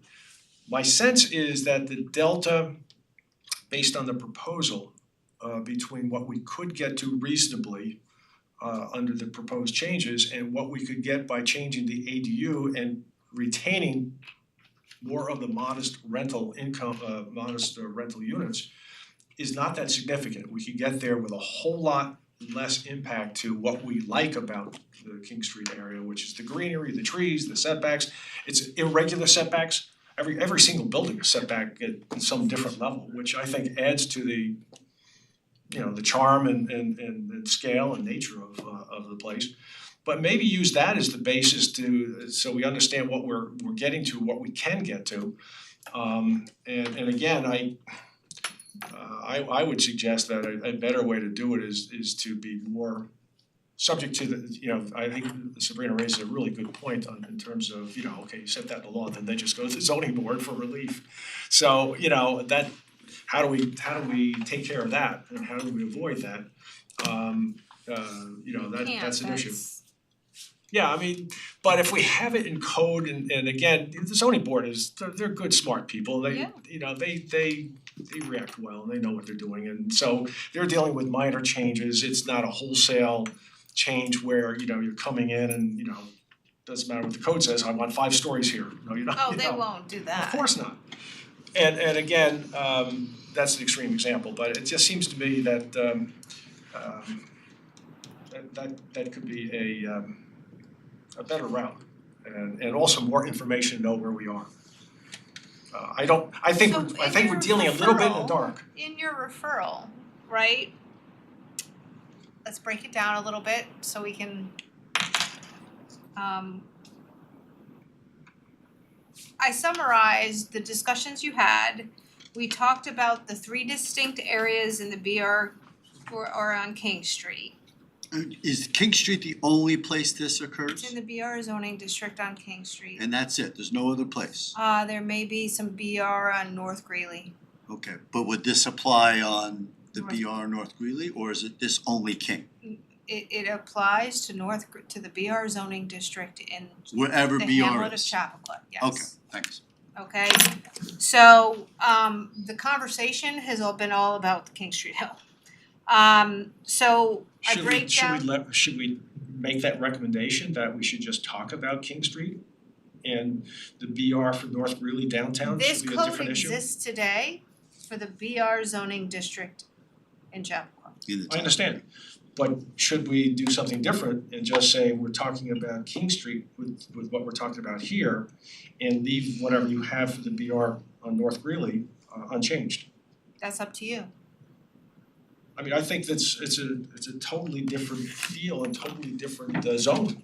I think So do you wanna note in here that the planning board reviewed the motion in light of the fact that there are 3 zones in the BR zoning district on King Street Hill, right? And then each zone has its characteristics, and then say Mid-Hill to the resort, and there's a whole new feel for, and there's a completely different feel on North Greeley. and that's a different, could be treated as a different zone. Or treated as is, right now under the A BR. completely different area. So Sabrina, I'm looking at this. Can you see this? Sure she knows it. Gotta commit it to memory, right? So my question for you, Sabrina, is this area right here what we're calling the King Street Hill? No, Okay, let me see. I think it is. I think it is. Let me And see. if the King Street Hill is not I in don't the even BR know what map district. that is. Is this what we've been affectionately calling the hill? No, this is the hill. This is residential zone here. This is the BR zone here, all in here. Okay, And so then there's an this is area what we're up here. referring to as the hill. Yep. Okay, and this is flat, this is the hill, and this is resi, this is a whole different zoning district. That's a whole different zoning Okay, district. gotcha. Okay, good. Oh, you got the same thing. Well, not exact, yeah, I got it in black and white, you got it in color. I'm special. It's only in the red outlined areas on that map. Gotcha. Okay. So this is the hill. Oh, yeah. This is not. This is already resi. It's out of the discussion. Yeah, this is the area that it's tough, Mhm. especially for retail. Right, yeah, I think we all recognize that. Mhm. I mean, it's possible. Everything, zoned for it. anything's possible. It's a pattern. So it Is it extends viable? down. Like I'm looking at this one, which was submitted in a letter to the zoning board, where it looks like it kind of jaggeds down, it goes to the north side of North Greeley, over towards the post office. On the, does it also go to the south side of North Greeley, like where 50 North Greeley and? Next to 50 North Greeley. The little. 50 North Greeley is in the BR zoning district. So that whole area could be, what we're talking about here would apply to that as well. Yes, just- but you have to look at 51 North Greeley has a different special use permit right Yeah. now. You have the Verizon building, that nothing's changing with that.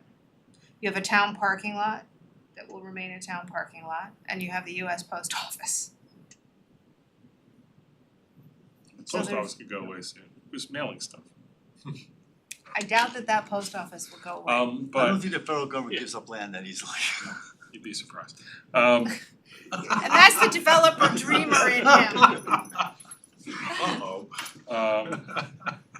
No, it's just, yeah, I've always been focused on the hill, Yes. and maybe there's limitations to that other portion on the south side, which or the north side of North Greeley, which I think is ripe for some form of development. I mean, that's like throwing random stuff and seeing what sticks together. But I'm with the chairman is, is this being presented in the right direction? At the same time, I do know that the town board wants us to give them a memo and with our thoughts. So as we're going through it, I mean, Sabrina, I think where you were going through, I was in alignment with where, before I interrupted, your path. I'm pushing for a memo. Yeah, but this is a very complicated, just touching one or two or four aspects of it without touching the whole thing can also now open up other holes coming through here. So I'm a proponent of, we can put together a memo, but at the end of the memo needs to be, we need to talk with the town board and have a joint session of some sort to go through this stuff and give them, and have a collaborative work session. The end of my memo says joint meeting between town board and planning board to understand the town board's goals. Let staff and planning board work out a draft to present to the town board and then the town board can adopt. That was the end of my memo. I think we can give them our thoughts. Yeah. But at the end of the day, our thoughts need to also be Staff needs to say it works. conveyed in Yeah. in a work session conversation of some sort, because that's what we're deputized with. I think that makes Can I great have sense. your notes? Okay, I'll make a picture. Yeah, so you could definitely, well, here's expanded upon different area on North Greeley. I don't know if you wanna say anything more. I can skip this code.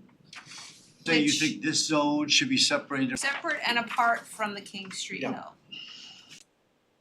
and constraints aren't necessarily bad.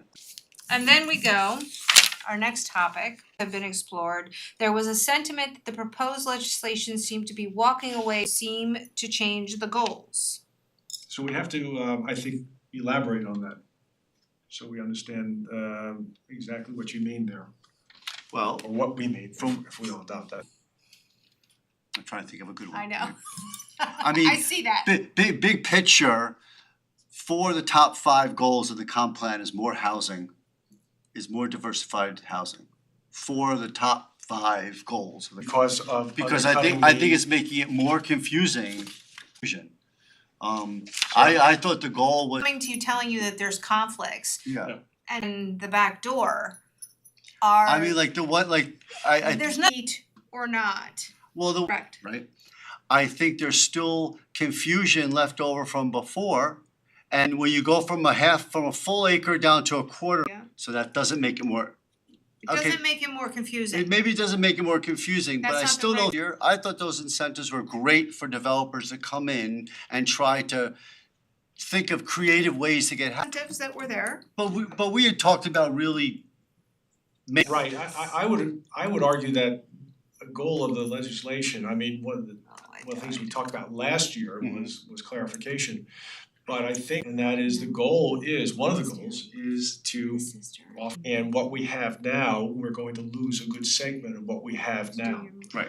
And so therefore, it's undercut that and also not be, you know, gigantically transformational in terms of the look and feel of King Street. all different. It depends, I mean, my sense is, cause we've seen a fair amount of this, actually, not so much on King, but Stan, it's been successful. And they tend to be more affordable. Exactly, Right. and for lots of reasons, first of all, it's a little bit easier, they've already got the parking, They don't so have they a don't have to shell buy the there. parking, exactly what we want to do and where we get to what we wanna do. So without that information, that's why I argued right from the get-go of the process, we don't have the information that we need to make these kinds of judgments and suggested, we have tax information, maps and And we've had enough studies, Yeah. housing in town. yeah, And it doesn't all have to be $4,000 a month, be in terms of what the rents are, I mean, I think it's gonna be, my guess, fairly upscale. affordable component in both of those. Well, they're buildings, right? required, yeah. Yeah, required. it's Yes, 10%. 91 is the one on 117. Yeah, Yeah, at the the top top of of the hill, That's like, one of the other things is, you know, I actually had some thoughts on some of those incentives, which I thought were Guys, let me refocus you. Oh, okay. oh, sorry, Incentives have not been changed to really incentivize creative development. You can say that, more should be changed. Well, right, but those incentives are things that the development density and I to would reach argue, maximum permitted building. and I would argue that some of those incentives are inappropriate, coverage, more parking, a bigger structure, et cetera, because it has green construction. Makes no sense to me. I think there's an incentive in here for there's 15% for like Recreational facilities. yeah, stuff on the site, like amenities. And I don't think those amenities should be, you know, incentive options, they should be required. You should have some sort of space on those plots, I think, for patios, decks, outdoor living, grilling, whatever it might be. And that's not an incentive where if you do it as an option, you get an extra 15. an extra unit, Oh, well, Right. that makes sense. Right? We're talking about, and in the event though, that you do have a larger lot and you say, all right, I'm going to put a tennis court on there, so I'm giving up developable area, quality development. if it's a public amenity, not a Well, there's pri- another one for public amenities. Yeah, the town board, and I would, it's still impossible, you're never gonna But you level- could see a pocket park, right? You Right. could have a nice Yeah. little pocket park on King That the Street, town board wants, right? exactly. That if the developers, I'm just There is picking, no going higher than 35 feet. Exactly. But the That's issue, Why not? Good, can, but that's not in the code. Okay, but we were talking about incentives. Yes, So but could there's height no be incentive for height. Okay, Nope. but if we could You are propose it. limited to the listing of 11 incentives in Right. that code. Well, I suggest it should be 9. 11, okay. 10, I only got 10 here. 4 and 4A. 4 and 4A. Oh, fine. But 4 was retail, was rental apartments, and 4A was, The stuff that you have in blue in here? Yep. yeah, Okay, so let's start with the the simple one. MFRC shall not apply to properties located in the B, right? Yeah. Right? Yes. Yeah, That's what because the I code want says retail in today. the, Attachment 3. What's 60 attachment 3? It's the table. That- Here, and referring to that table, which is, so I think we're good with, and Three. green That- building practices such as green roofs and use of all electric utilities as. No, but how does everyone else feel? I mean, I think it's in the minutes from last meeting, put the bicycle rack out and you get some points, you put a shower in, you get some points. Is it really the materials often are costing more, if right? you do a green roof to hold stormwater, Right, right? That is something that is beneficial. right. And you should, More, and you should be able to recoup that cost, and we should incentivize people to do that kind of stuff. because that's a benefit that helps stormwater system. Yeah, Are you okay with that change, adding that in there? I'm good with, making those kinds amorphous. Yeah, yeah, Well, that was for lack of a better reference. I understand. such, yeah. But gives the authority for your board to Yeah. identify well good for the earth. or for the village, town, hamlet. Yes, yeah, exactly. Then that's your measurement of when somebody comes to you. Utilities, I think the intent is, we're open to other ones, so. Yes. Technology changes. Such as, but not limited to, a green roof. Limited to, Yeah. right? Well, or some, Like Well, you, there is a such as in there now. Yeah. Is that that way we can do, there's more. such as? Last one, 1 acre to, No, the last one is we're deleting the coverage, development coverage within the MFRC district. I can't see that. The new language that I just read, should that be blue?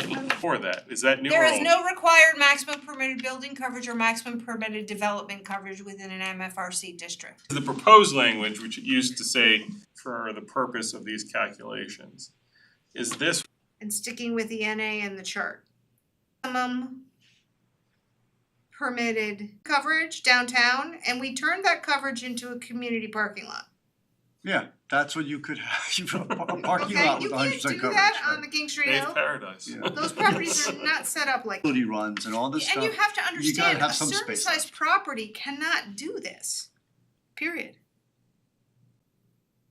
Which is not even being talked about. right, You right. said, It remains unchanged. Got it.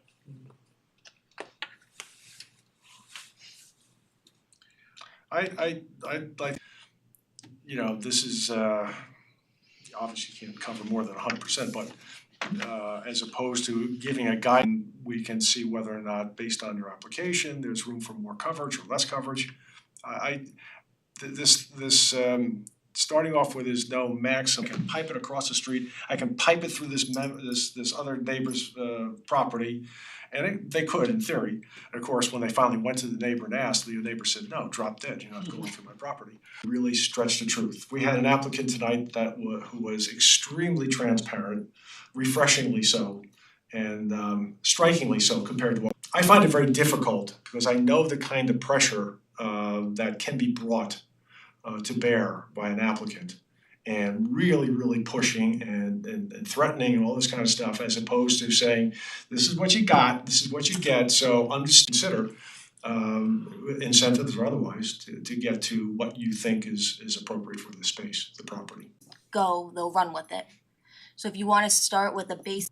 But then again, the other issue, arguing against myself on this, is we talked about flexibility, and each site is different. So You don't have that ability. There are side yard setbacks or none. There's have to remain. You need the guide rail to 10 feet.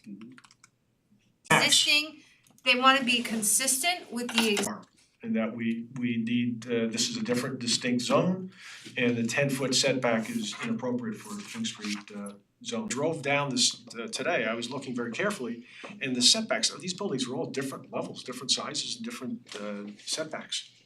And I think that, with different greenery because of it, consider. But maybe that's the starting position, then from there, we can consider something different. different area on North Greeley. Right now, this change affects all three areas. Are you tolerable of that distance in certain areas and not certain areas, or just no? To 10 feet. Right. And so you have spoken about the difference in the setbacks that exist along that mid portion of the King Street Hill before the residential zone, right?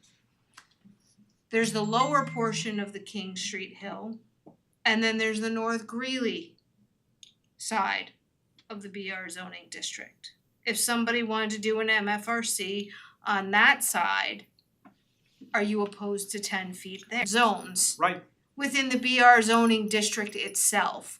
Application of the MFRC in the Chappaqua Hamlet area, appropriate for North Greeley Avenue, may not be appropriate for the area. Cements your point more Yes. so I think so. than just saying we don't agree with the 10 feet. Yeah, that's fine. Alright, so I can write it using the example, because out of all the changes that Jeff read, that seems to be the most problematic. I mean, that's my biggest issue, that and eliminating any conflicts and ambiguity, because that's what it's creating a lot of these issues. Okay, Are we addressing all the conflicts? yes. Yes.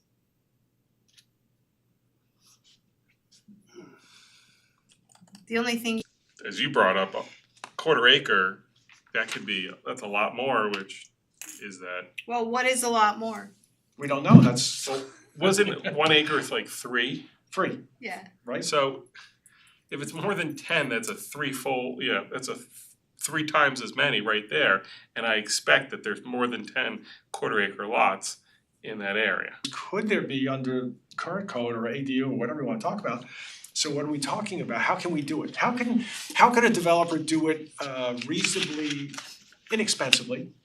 And how can, Projects on a half acre lot than on a quarter acre.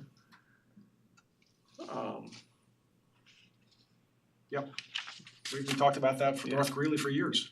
I mean, that would be the hope, someone would come in and consolidate on North Greeley and really do something. Property values are too high. Yeah. Not gonna happen.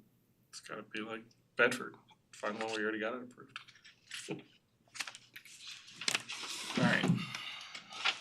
Alright, is everyone happy? Do we know how they came up with the quarter acre? Or they just picked that out of the sky, like they picked 10 feet? I'm sure they looked at all the sizes of all the lots and looked at the number of lots that this would affect.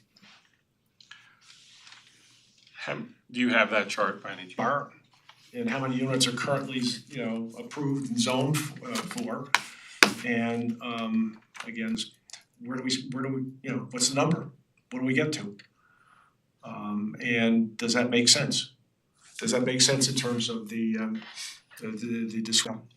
Can you come up to the microphone? You have to come up to the microphone Sorry, Jim. so our fans can hear us. I keep thinking, it sounds like we're just all here having a conversation. Does the town board, or is it sensible for all of us? 7,000, Now it's 7, all right.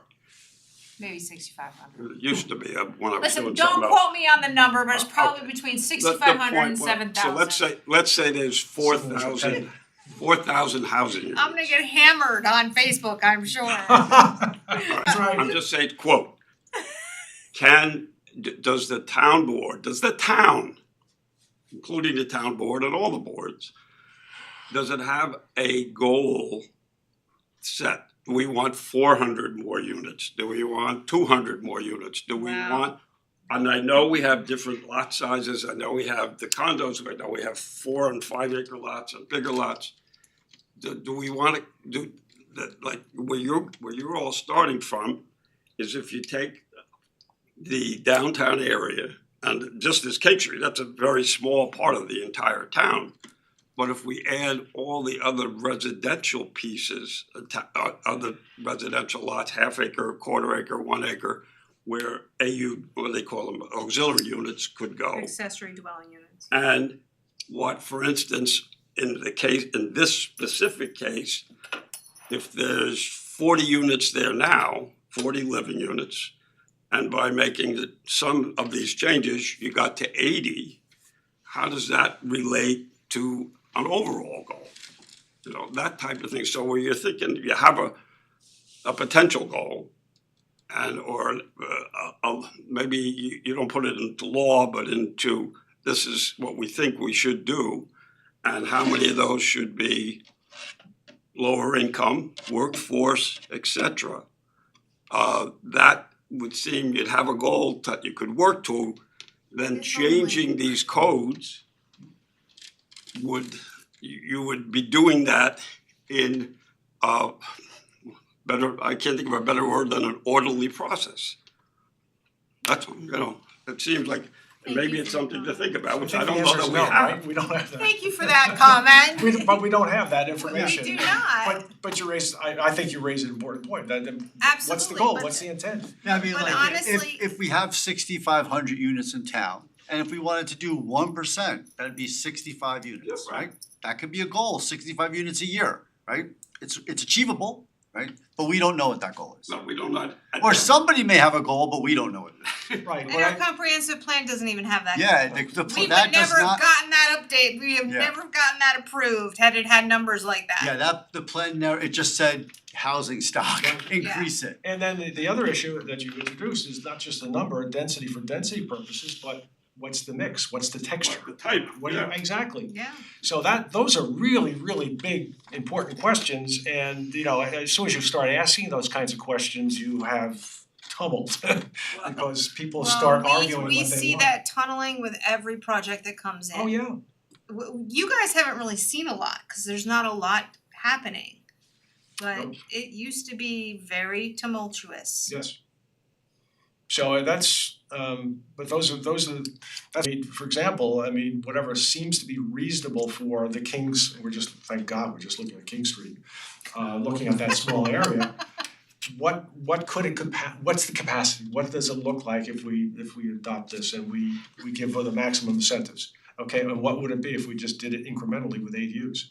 I suggest that the difference really would not be that significant. And for the impacts, The problem with ADUs, I will tell you, is that there is a lot depth issue. out of what? A lot lot depth, depth yeah. issue, right? And so we're not dealing with very long lots or even very wide lots. We're talking a narrow window.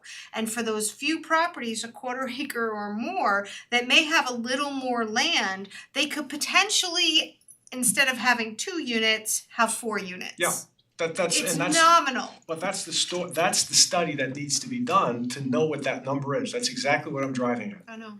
And all And we the- don't have that. If we had that information, I think it would make the case one way or the other to say, town board, if this is what you wanna do, plan B is the way to go, which is to go to the quarter acre and do it as we're proposing, or to do it incrementally with ADUs, because what is that delta?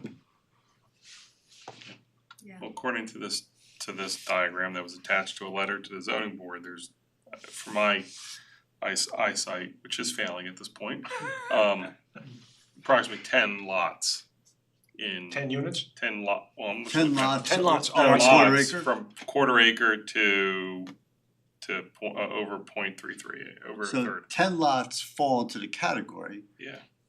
you know, maybe, you know, that doesn't mean all 10 lots are coming in tomorrow for redevelopment. Oh, of course not, right. Yeah. But it just means there's 10 possibilities. Yeah, and that's on King, and then it looks like on North Greeley, there's another 3 at the end, past the post office. I mean, I know this is going way 13 off. lots, Pardon? 13. You have this You- memorized. Well, you just gave out 10 and 3, it was easy for me to add.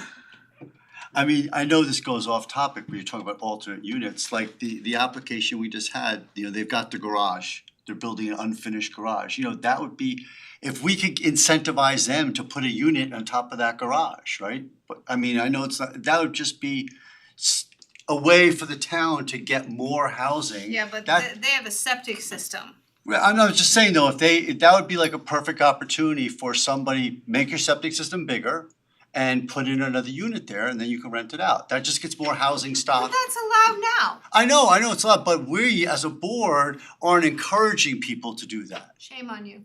Well, when they come back next week, I'm not And gonna you can approve ask them then. Give me S&H green stamps if you come in with an application that we like. But that would be, if we had, I mean, we can't tell them, hey, do Comprehensive that. plan says we need housing. However, the comprehensive plan also says leave our single family neighborhoods alone. Right, but we lately have been seeing more single family homes coming in trying to add ADUs, right? We have been seeing that, we had those people It's like kind 2 of months dwindled ago. again, I think. Two months ago, those people had the 5-bedroom house where they were pulling out the bedroom in their house to put an ADU on top of their Yeah, garage. for their, Yeah. yeah. So I'm saying, if we Well, that can was set, one in how many years? Well, we had a But couple- the I point don't I'm think making there's is, been one since we gotta start somewhere. I know. Right? So if we can start incentivizing those Well, people, we have a we lot can of chip them. away. Those are the ones that we know about. Yeah, there was a rash when we first had the law for a while, not rash, several. Right. But it really has dwindled. Careful of your wording. Yeah, exactly. It's Planning dwindled board because chairman talks about rash of ADUs. I just think if we promote it, maybe we can get more going. Incentivize it. Incentivize it. You wanna blow that clearing and grading limit line? No, because they're doing it in existing structures on the site already. You wanna expand your driveway? No. Yeah, right. I'm kidding. But it Getting punchy. yeah, but it's all the constraints that I know. we deal with. Mhm. On the one hand, you Oh, wanna I do these know. kinds of things and you start doing it, and the guy's Every got stockpile in his application that backyard is- and people are upset. Listen, every application that's come before you, it's about the clearing and grading limit line and the wetland buffer. Every single one. Lately. There's your limitation. Yep. And the comprehensive plan says, leave our wetlands alone, protect our wetlands, protect yeah. our trees. Yep. Develop where you have the infrastructure to support it. Well, I think one of the key takeaways, maybe the key takeaway is, this time around, we didn't get it with Bess, is to really press the town board for our joint meeting. So I will amend this Because, and we can for let them know chairman's that, signature. we can let them know that whatever we write in this memo, and we've had this many, many times, first of all, it doesn't capsulize everything we've talked about, some of which is nonsensical, but some is really very good. And in fact, in past years, when we've had people write dissents from the planning board's memo. I mean, we had that time, what was his name? Remember, he wrote the dissent, which was a great dissent. He wrote his own separate memo on the form-based code. What was his name? I can't think. Anyway. I blocked all that out. Was it a lot? Was it It was- Adele? No. Who? Anyway. Tom? No. Well, Tom wrote dissents on everything, so. I mean, we did the whole form-based stuff with what's his face, right? Anyway, Boy, this is really good With what's conversation. Who was I'm that guy, like, who was that there's consultant? a big black box You know, around my who's memory this? of that time. What was that consultant? I don't remember. Well, not the consultant, it was a member of the planning board. Kimley Horn. Yes, that's yeah. right. Okay, right. That's right, yes. Okay, so let's just wrap this up if you don't mind. So I will edit this tomorrow.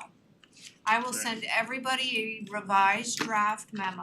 Okay. I would like all of your approvals. Can I ask for that within 24 hours? So if I send it to you Wednesday, by Thursday, so that I could prepare it for the chairman's signature. yes, Sure. Okay? Does everybody agree to check their emails? yes. Yes. Okay, by tomorrow afternoon, you will have a revised draft to review to get back to me by Thursday afternoon. I like the last sentence, I just wanna say that, I think it really Okay. sums up the whole conversation. Ray, are you gonna hand that to me? No, it's right here. I gave mine to her, what's the last I sentence? just wanna be able to copy it. Establishing, the one that says establishing code, et cetera, et cetera. Yeah, I like that too. I didn't cross that one. Yeah, you kept that one. Get that one. I'm gonna keep some of that stuff. Oh, yeah. Okay, Okay, thank you. all right. We don't need a motion. You have to do minutes. Yeah, we don't need a motion for this discussion. I think we just have the minutes. Exactly. Actually, you do. You need a motion to draft. You need to talk about amending the draft per the conversation this evening, circulating it to all the town to all the planning board members by Thursday night for chairman's signature. Okay, such a motion? Motion. Second? Second. All in favor? Aye. And we have the minutes of May 19th. No comments. Any changes? No. I'm good. I have one little thing, I'll just give you, anyone else? So is there a motion to adopt the minutes of May 19th As amended. As There were amended? little things. as amended? Motion. Second, Second. all in favor? Aye. Motion to close? Second, Second. all in favor? Aye. Okay, great. Okey doke. Greg,